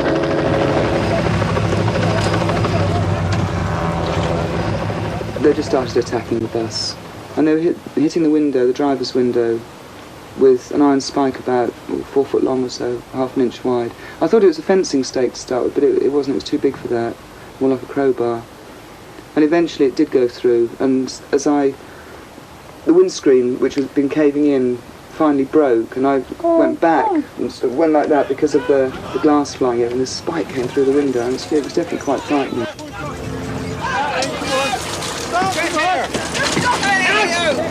Out! All right! Stop! We have babies in here, very small babies! Just wait! All right. Let the ladies come out. Can I just talk just a minute? Now, my former girlfriend was in that bus. Oh, wow. Yeah. Got 3 babies in here. Bring the ladies and children forward, please. On to the number. Take him down. I didn't do anything, mate. They smashed me windows. They hit me on the head with truncheons. They hit me when I was on the floor.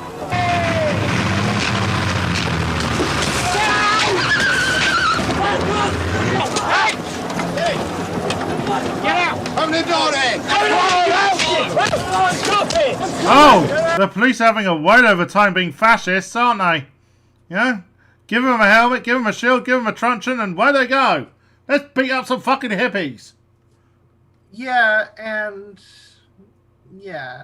it's the police aren't ones to care if there are children in the back seat of the car or vehicle. Sorry, any vehicle. I mean, that obviously wasn't a car, but like, yeah.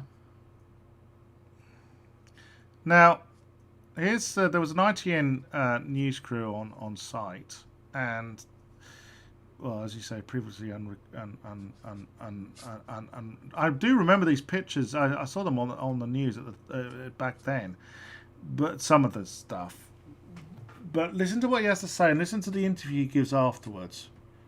People that I've witnessed in my entire career as a journalist. There must be an inquiry. I don't know what the results will be of it, but at this stage, the number of people who've been hit by policemen, who've been clubbed whilst holding babies in their arms and in coaches around this field is still to be counted. What the end result will be, we don't know, but there must surely be an inquiry after what's happened here today.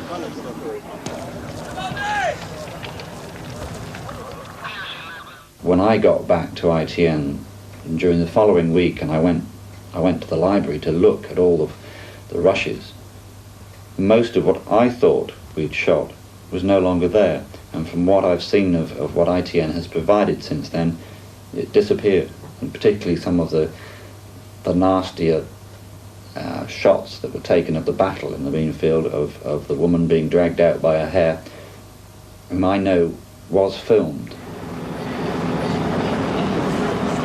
So, the Levellers song Battle of the Beanfield is about this, because Simon Friend, who's the guitarist in the Levellers, was there.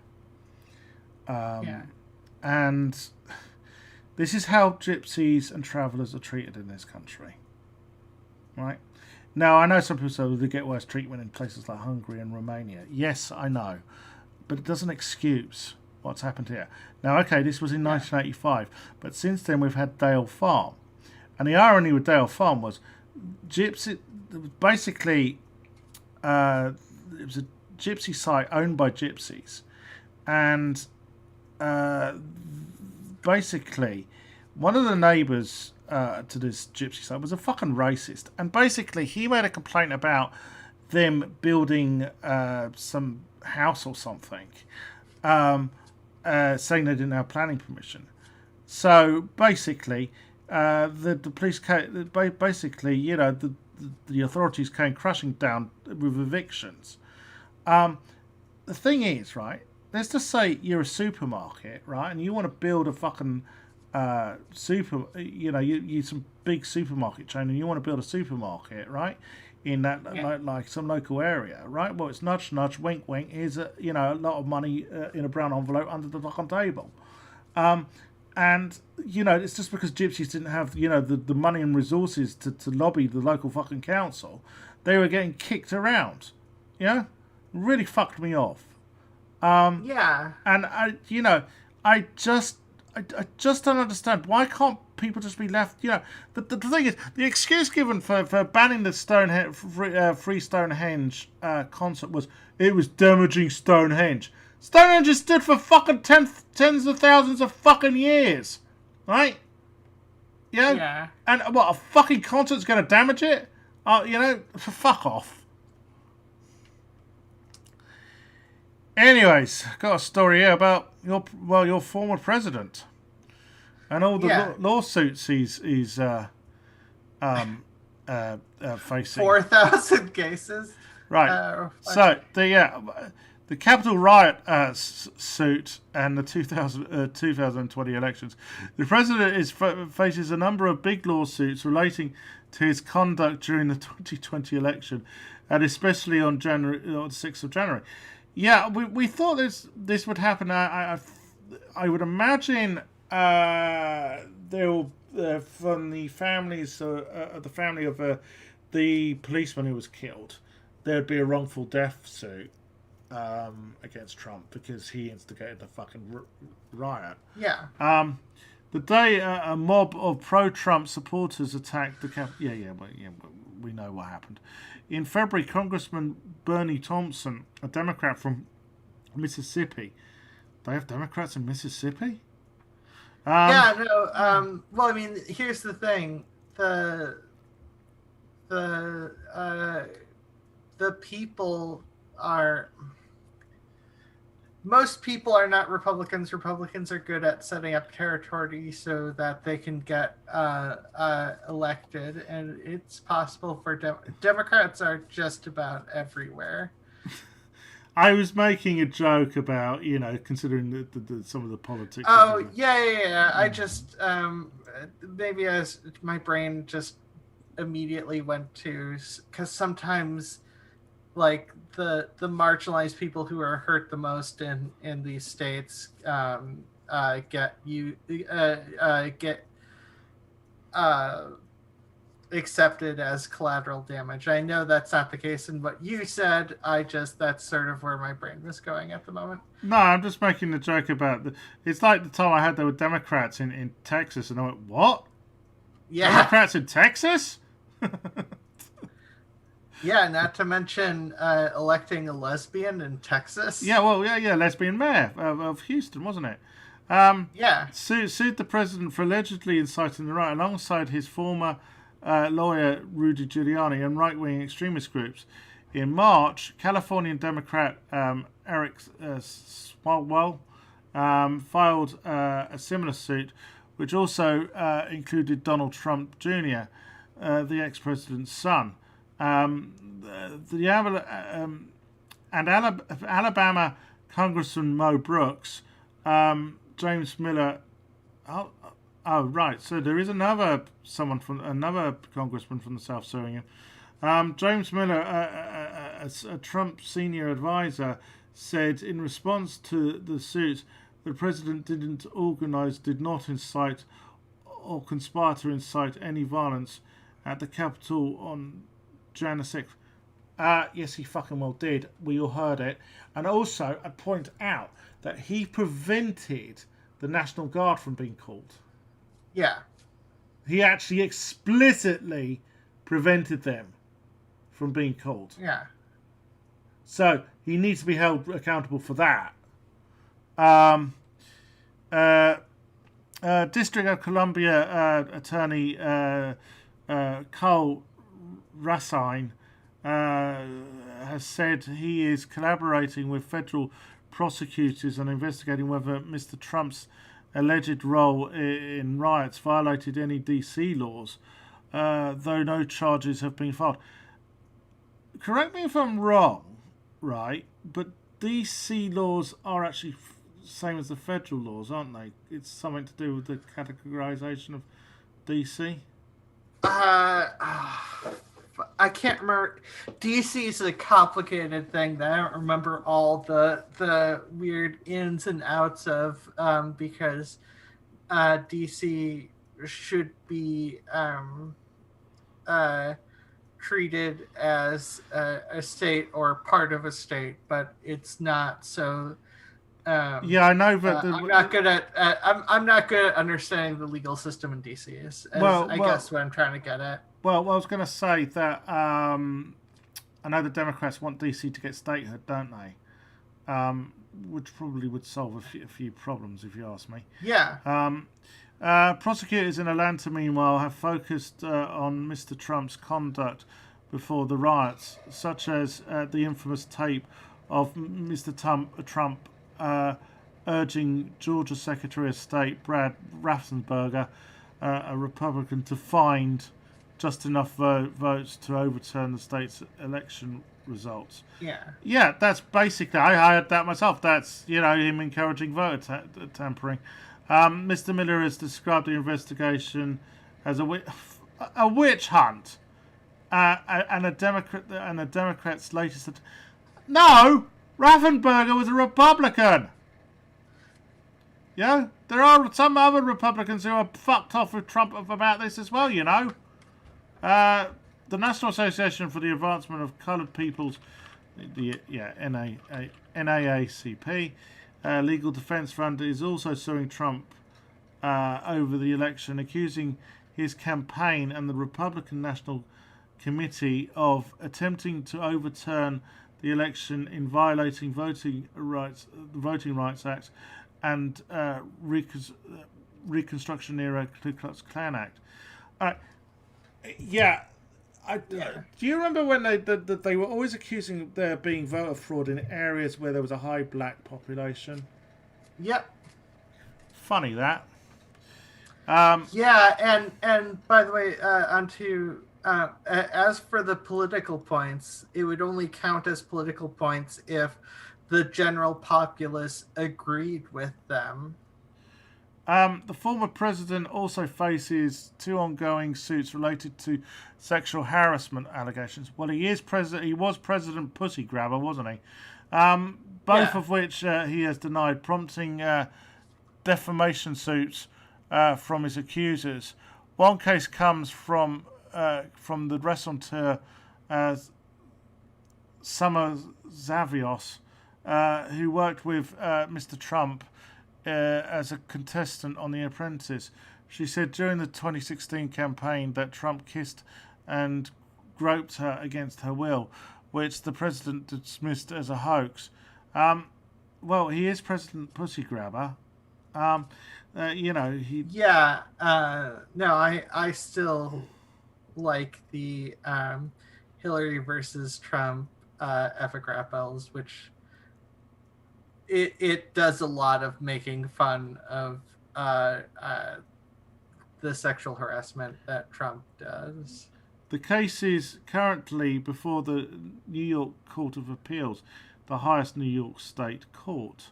The suit is from former Ellie model E.G. Jean Carroll, who accused the president of raping her. This has been out for years.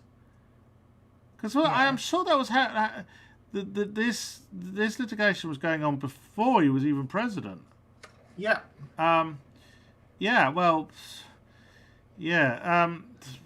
It's all stacking up. It's all stacking up against Trump, and it needs to. So, business and fraud cases. The former president's sprawling business empire is another target for legal action. Manhattan District Attorney Cyrus R. Vance. That is a very American name. I'm just going to say that. I don't disagree with you. A Democrat has been leading a criminal investigation against Trump for more than a year over money payments to women, accusing him of affairs during the presidential campaigns. Yeah. Why do I think that there's some smoke there? Yeah, where there's fire, I forgot what the saying is. Where there's smoke, there's probably fire. Yeah, that's it. Yeah, as well as potential fraud relating to allegedly selectively devaluing and inflating the value of business assets for tax and loan benefits. Well, if he's done that, I think the banks would be interested in prosecuting him as well. New York Attorney General General Lolita James has been pursuing a similar civil investigation, which includes whether the Trump Organization tried to write off consulting fees paid to Ivanka Trump, the ex-president's daughter. Meanwhile, investors at Ithaca Capital, who bought a Panama hotel property associated with Mr. Trump, are suing his hotel management firm, allegedly exaggerated the value of the site during negotiations to purchase it. Finally, a group of anonymous people has filed a class action suit against... Do you want to explain what a class action suit is to people? Oh, God. Here's the thing. I am like the worst with legal stuff. I really should understand more about laws. I forgot what a class action lawsuit is. Right. I am like the worst person for legal stuff. I'm sorry about that. Class action against the Trump family and business, arguing they used the Trump rant to scare investors into paying for worthless business ventures. Well, yeah, I mean, haven't heard. There was Trump University, which seemed to make people dumber. Trump Steak, don't hear about that anymore. Or Trump Water, so many of his businesses have gone bust. Oh, sorry, I looked up the class action lawsuit thing. It's something you see a lot. It's where a lot of people are working as a group. So you see it with a lot of fraud. Well, any case that affects lots of people, oftentimes lawyers want to have a lot of people to hammer home a case, so they do a class action lawsuit. Yeah, well, Alan Garton, General Counsel for the Trump Organization, has previously said all Trump business practices were above board. And did his nose grow an inch when he said that? Everything is done in strict compliance with the applicable law and under the advice of counsel and tax experts. He previously told the New York... Yeah, right. There's more. There's like millions of cases against Trump. Other suits and potential cases. In addition to suits against the Trump family, there are legal fights within it. Mary Trump, who seems to be only Trump who has any decency, she's the one who's the lesbian. Yeah. So no wonder that she's probably been shamed out of the family, hasn't she, for that? Well, I mean, once if you're in a marginalized group, even if your parents are rich, you're more likely to have heard about like. No, but it's not good problems. It's not good for his conservative image to have someone family. Oh yeah. Is a lesbian. Though having said that, John McCain's daughter is a lesbian, isn't she? And he seems to have accepted her. But then again, Liz Cheney, her sister, doesn't seem too keen on LGBTQ rights, does she? Yeah. Anyways, the former president's niece has a pending case accusing Mr. Trump of defrauding her of millions of dollars in an inheritance dispute. There are also a number of simmering legal questions that could turn into future cases, such as Mr. Trump's actions highlighted in the Mueller report, to potential suits against those involved in the Capitol riots that could name the ex-president to residency fracas, whatever. Yeah. I would wonder if any of the Capitol rioters might try and sue Trump. For basically leading them up the garden path, as they say in this country. For basically essentially inciting them. Well, yeah, and there are rioters who have essentially spoken out against their action and against Trump. Anyways, be interested to see. I actually think, if you ask me, it's not really mentioned here, but I know there's another case to do with tax evasion. Yeah, and there's also the overseas bank thing. Yeah. The overseas loan. Yeah, the Deutsche Bank probably are going to call in that loan, and it's a personal loan, and he's and thus, there's no limited liability stuff, so he's fucked. Yes. Alex Jones is in trouble again. Wait, what? Alex Jones in trouble? Yeah, but this time it's actually from within the MAGA cult. Police in Washington D.C. are investigating an allegation that conspiracy theory Alex Jones threatened to push pro-Trump political organizer off an event stage in December, according to people familiar with the incident. Right, here's the thing. I could well believe this because Jones is such a narcissistic egotist. Yeah. He has to be the center of fucking attention. Yeah. I told you he had a problem with women. I won't show it today, but there's a gun protest he went to, and there was an activist called Catherine Blesh, who's sort of a libertarian. So she'd organised this event, right? And Jones turns up and acts like a complete and utter arsehole. And when she goes up to him and sort of like, stands up to him about this, he doesn't know how to handle her. Which is why I've said that Jones doesn't know how to treat women. Yeah.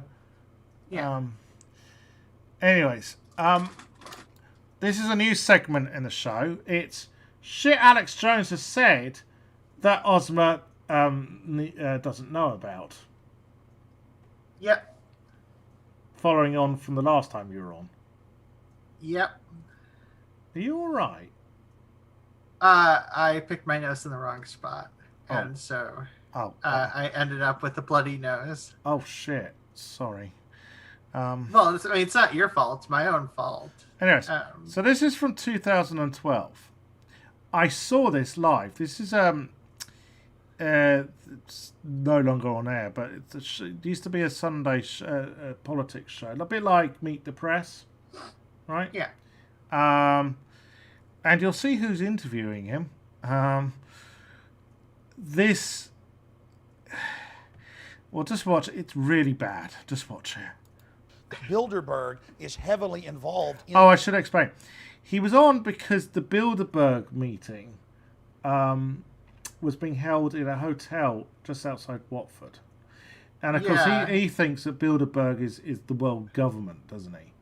Where, he thinks it's where all us Jews, sit around plotting and conspiring, the direction of the world should take. In the EU plan and helped hatch it, and it is a Nazi plan. They had Lockheed scandals, just like the big lobbying scandals right now in the 70s, and that's why the SS officer, Prince Bernhard, the founder, had to step down. It is the ultimate lobbying meeting while you guys have this huge scandal going on. Your prime minister's going there. Balls was just here, Bilderberg group member. We have forced them from cover to admit that there are puppeteers above the major parties. David around. So now we know.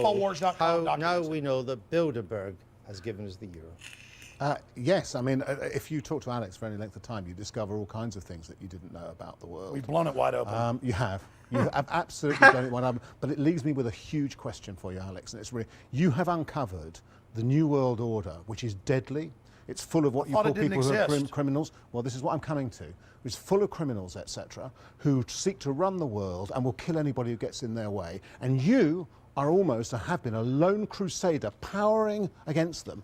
So how come? How am I alive? How are you still alive? Why am I alive? No, which is the Why am I alive? Which is the explanation? One, they don't exist, or 2, you're part of the conspiracy. No, let me tell you a story. Let me tell you a story. I say the 5 years ago when Obama and Hillary, I say the second. 5 years ago when Hillary and Obama were at Bilderberg and the Secret Service was there in helicopters, the New York Times came out and said I was crazy. There was no Bilderberg group meeting. And my wife got phone calls, and so did I, threatening to kill us. And the people said, and you better take it serious because you were just talking to your dad that was in the hospital. You better shut your mouth or we're going to cut your head off. But now if that's they were going to kill that you, they listen to they wouldn't they listen threaten to in the first everybody's place. phone lines. They call up and harass people that expose them and tell them what they were just talking about. They harass You're going to people. say there's no spying. Alex, It's like Nazi Germany. We only spy on the bad guys, huh? You let him speak now. Well, Sure. no, Alex, I saw one of your ministers say this, though. No, Alex, you let I'm him here. speak. I am It's tyranny. No, shut up. I'm Infowars.com. You noticing something? Well, I mean, yeah, because for one, I read it and then I saw and Andrew Neil's voice is very, very recognizable. No, not that. The amount of times Jones says Infowars.com. Oh. He's using this as a platform to hawk his fucking boner pills. Yeah. I'm here to testify that your head was not cut off. Ladies and Are you gentlemen, sure if about they that? kill me, it turns me into a martyr. Are you sure about that? Exclamation points on the end of God, he's really got a high inflated opinion of himself, hasn't he? Yeah. what I've said, and I have put out a lot of information. There's millions of others that are exposing it. And look, we have mega banks that are getting $85 billion a month of U.S. taxpayer money. Most of it goes to Europe and England. British taxpayers, EU taxpayers have to pay to these mega bankers. They're in there setting this up. It's come out. And then the media distracts you with, look at a guy that talked to a lobbyist when the real lobbyist is going on. Listen, you're not going to dominate this. He gets to speak too. It's not your own radio show. Should we be worried about Bilder Group at all? It's it's mildly interesting, the Bilderberg Group, and it feels, doesn't it, when you were talking about it in the film, slightly kind of out of date, as belonging to the era when you couldn't, when you couldn't even admit in Parliament that there was a, when we called the head of MI5M or whatever it was we called them, we couldn't admit to these things. Yeah. And so, to the extent that it seems people rather weren't ready to be spied on yet. What was that a fact? People hadn't been acclimated yet. Did you let him finish? We're in a police state. It's 1984. Yeah, listen, you guys just want to normalize it. Alex, how come you're here? If we're in a police state, how come they actually turned back some of my reporters, but they didn't turn me back, and I was told this because they want to make a stink. Do you think the BBC is part of the Bilderberg Group? Well, Winston Smith did work here. I mean, come on, Eric Blair worked here, and that's what he said it was. Why do you think we've George let you Orwell. on? Why have we let you on then? Because you guys think that you can manage the whole thing, and now our information's gotten too big. I have 3 million radio listeners a day. That's a low number. 3 million. I get about 50 million YouTube views a month. That's a very conservative number. I make films, put them online for free, that get watched 40 million times, like the Obama deception. And that's why, because the establishment doesn't know what to do.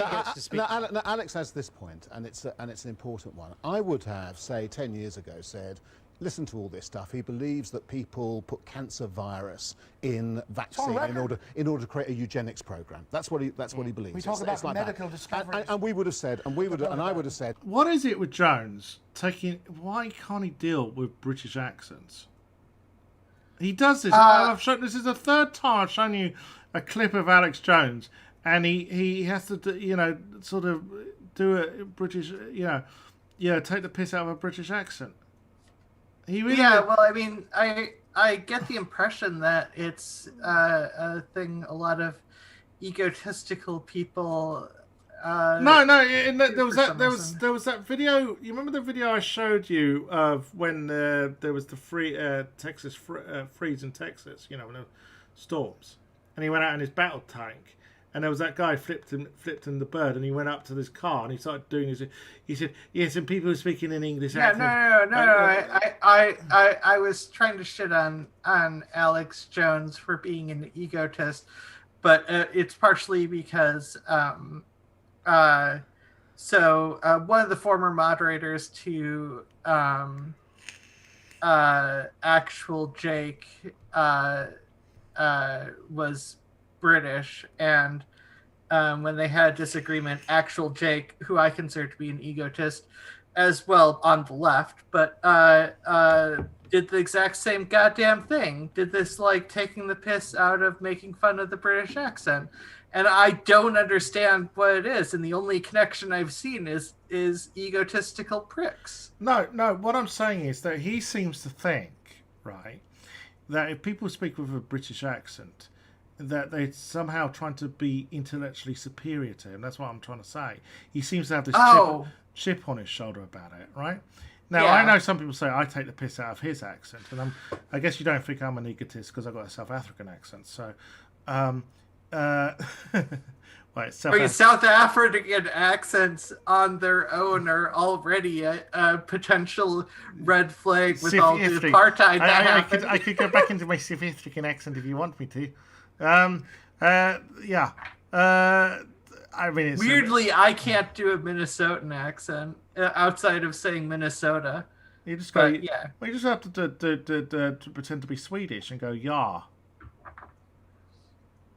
I have watched Fargo, you know. Yeah, well, Fargo is North Dakota. Yeah, but part of that, most of that film is set in Minneapolis. Yeah, no, I know. Yes. You know, and it does seem that... And half of Fargo is fucking... it's called a different city in Minnesota because shit's weird. Anyways. Whatever. Hey, that's kind of mad and so on. And it's an interesting psychological phenomenon. Like Tuskegee, the problem is that conspiracy theories like this are believed in... Hey, listen, I'm here to warn people. You keep telling me to shut up. This isn't a game.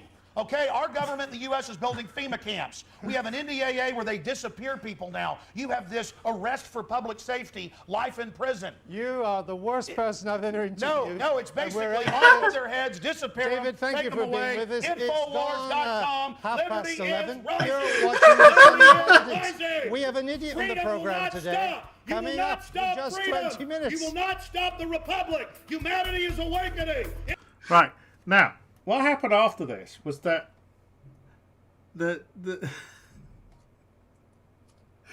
was a whole load of complaints, right? But the complaints weren't about the Sunday Politics giving a platform to Alex Jones. The complaints were that Andrew Neil had called him the worst guest ever, and basically said he was nuts. And according to Neil, what happened immediately after this, right? He said, well, it was just an act. Jones just got up, he just said thank you and got up and left. You know, all the ranting was just an act. Yeah. Anyways, that's always been the case with him. One other thing he did. Now, we know about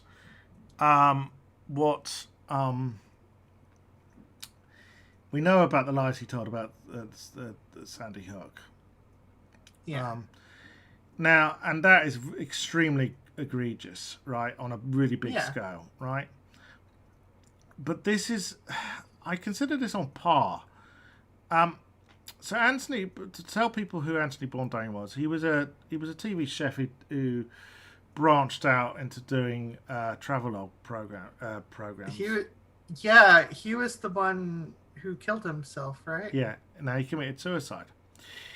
Which was tragic. Yeah, because Anthony Bourdain, I mean, basically, he blew the lid off the amount of drugs chefs were taking and stuff. And he wrote this book called Kitchen Confidential about his own life. And I mean, he had been a heroin and a crack addict. And towards the end of his life, one of the reasons it's thought that he might have committed suicide was he was drinking heavily. So, he had addiction demons, and maybe he killed himself. We will never know why, right? But he was a really good guy, right? Really liked his punk rock. Had a lot of good things to say about the world, which we'll get to in a minute. But on the day he died, this is what Jones said. Ladies and gentlemen, Bourdain was a powerful cultural figure. And Bourdain had learned about the big awakening that was happening. And he had met with Elon Musk, who he's already very good friends with, in Morocco, in Marrakesh, at a big solar farm, experimental farm, and I'll just leave it at that. What? And they had taped an 11.5-minute episode of the upcoming TV series that he was wrapping up in Paris. This is 2 months ago. Nobody knows this, and I'm laying these facts out so people understand. He was in Morocco on a big vista at a wind farm. I'm going to leave it at that. I've talked to folks that were there. In fact, I've been authorized to even tell you more. Maybe I just should, but I'm going to stop right there for now. And Musk and them had a Kanye West event, and Bourdain was planning to basically do a Kanye West, but just about the whole global awakening, everything that was about to happen. And it's believed that this is a message directly to Elon Musk, who's been coming out talking about the mainstream media, the globalist, how they're planning an AI technocracy takeover. And so I can tell you, without getting into too much specifics, but I've specifically been on the phone with SpaceX and individuals at the center of the Musk operation in the last hour. So I'm authorized to say that at this point. And I told folks, I said, we have to go public with part of this. We're all in danger. And there's a lot of stuff behind the scenes, some sabotage and stuff going on as well that we've become aware of, even inside InfoWars right now. They're making big moves right now, ladies and gentlemen. And I want everybody to understand that this is real. This is for all the marbles. And it is just unbelievable. I mean, I've got like 5-6 pages of notes here. Now, Anthony Bourdain was liberal as liberal comes. Okay? Yeah. And what Jones just did there was use his death to push his agenda by telling an utter fucking load of bullshit lies about Bourdain. Now, Bourdain was not a fan of Hillary Clinton. That is true. Okay? But neither was I. Neither were most Democrats. Yeah, neither was I. Okay? And, you know, Bourdain, yeah, sure, he sat down and had a meal with Ted Nugent, and we all know that Ted Nugent's a fascist, right? He was prepared to talk to people. There is a video I tried to find, but I can't find it, about Bourdain having basically taking the piss out when he met Steven Seagal, basically calling him a tub of lard, which Steven Seagal has become. Anyways, he said of Henry Kissinger, he said, if you've ever been to Cambodia and seen the state that country's in, you would want to punch Henry Kissinger in the face with your bare knuckles repeatedly. Yeah. But it's what he said about the Palestinians, which I think this is one of the most insightful things I've heard someone who's not, you know, specifically a politician say about, you know, the shit which has been done to the Palestinian people. I'm very, very honored for this award, the MPAC Voices of Courage and Conscience Media Award.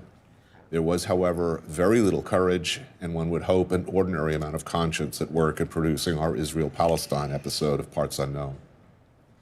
I was enormously grateful for the response. And I just point out, I have seen that episode, and basically exposes that the Israeli government are basically operating an apartheid state because he interviewed some Palestinian women race drivers, and they said they can't drive on certain roads in Israel. That's apartheid. Yeah. From Palestinians in particular for doing what seemed to me an ordinary thing, something we do all the time, show regular people doing everyday things, cooking and enjoying meals, playing with their children, talking about their lives, their hopes and dreams. It is a measure, I guess, of how twisted and shallow our depiction of a people is, that these images come as a shock to so many.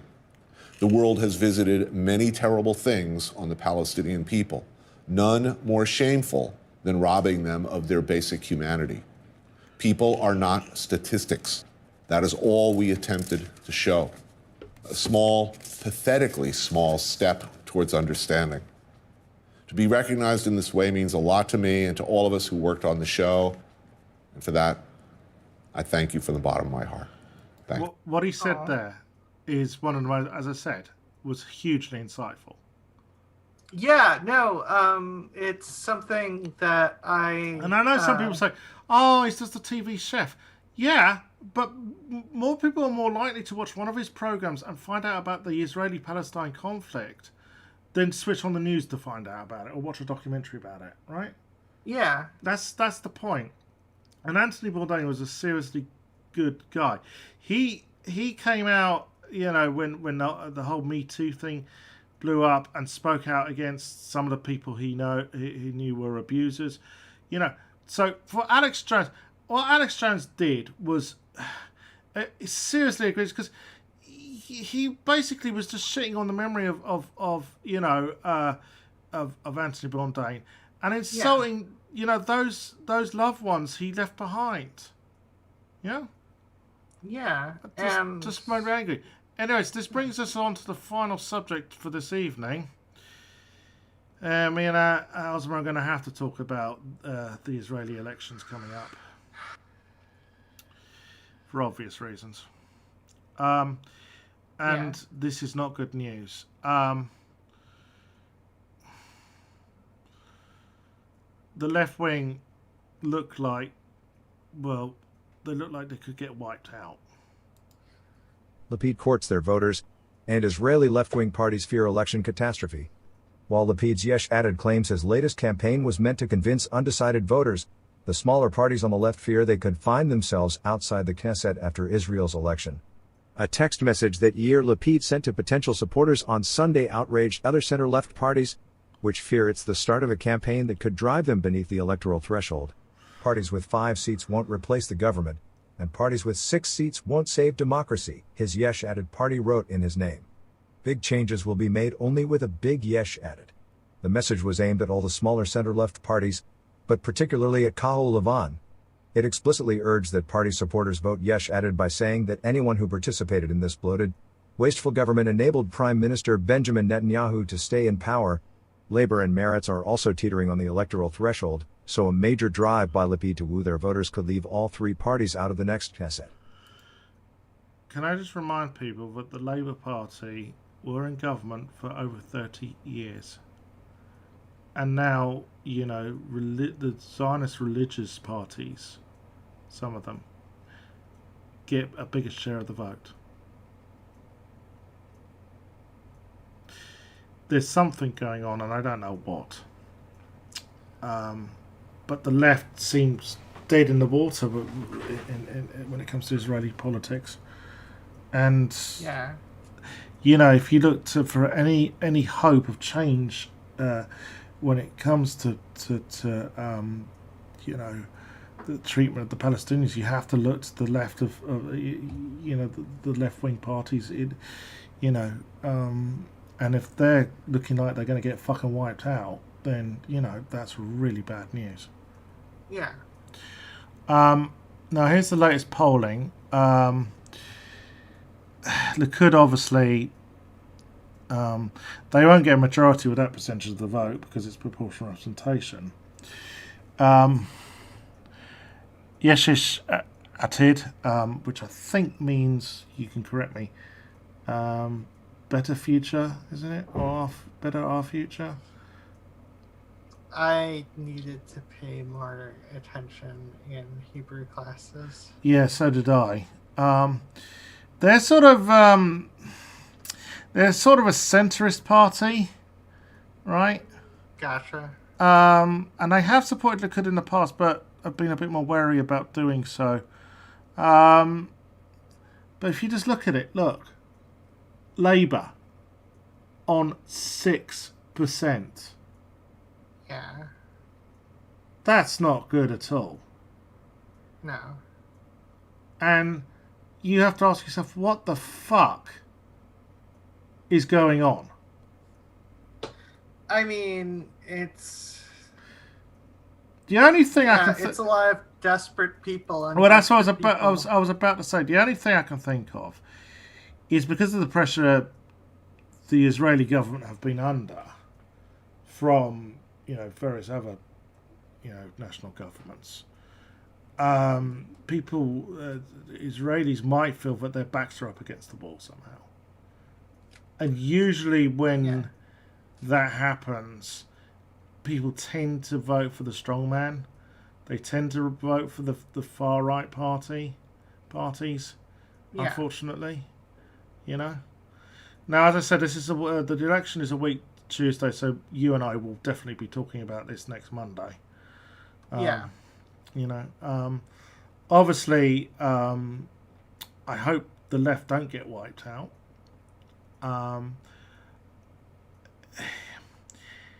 I hope that somehow, if there's a way of restraining Netanyahu, it happens, but I'm doubtful. Yeah.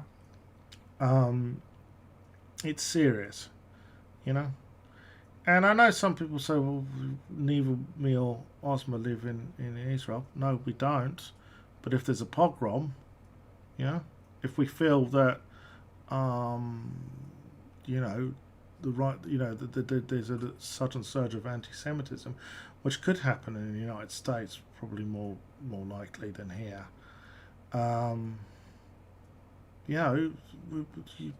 The only country we can go to is Israel. It's the only safe refuge for us.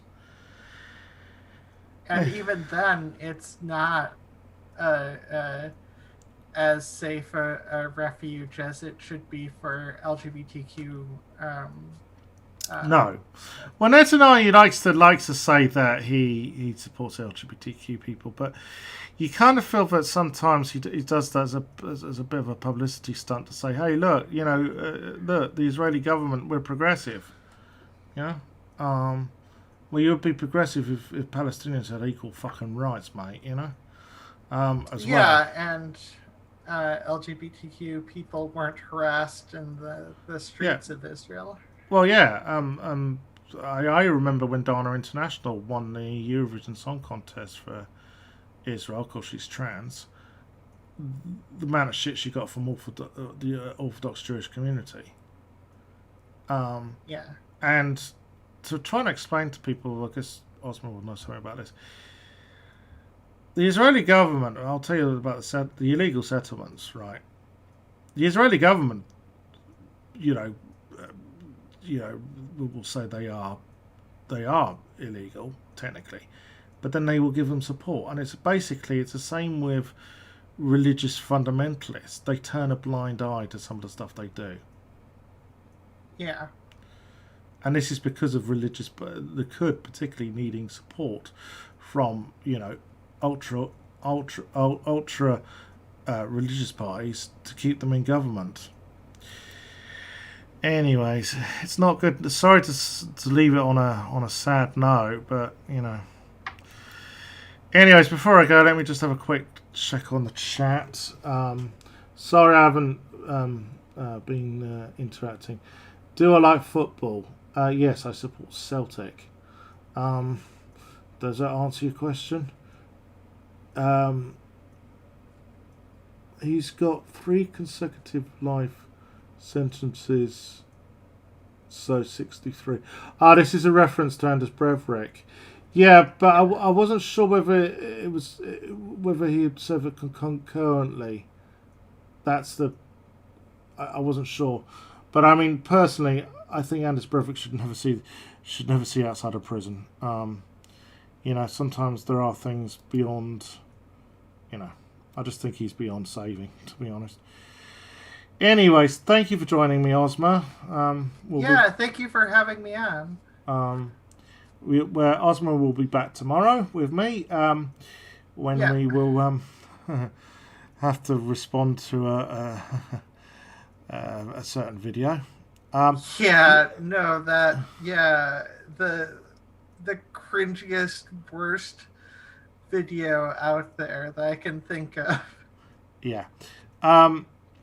If you want to check out OZMA on social media, the links to her YouTube channel and her Twitter are down below.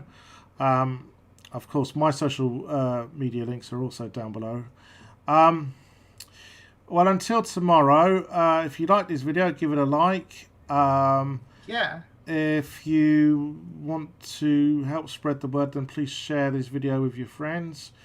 If you got any feedback, then please leave us a comment down below.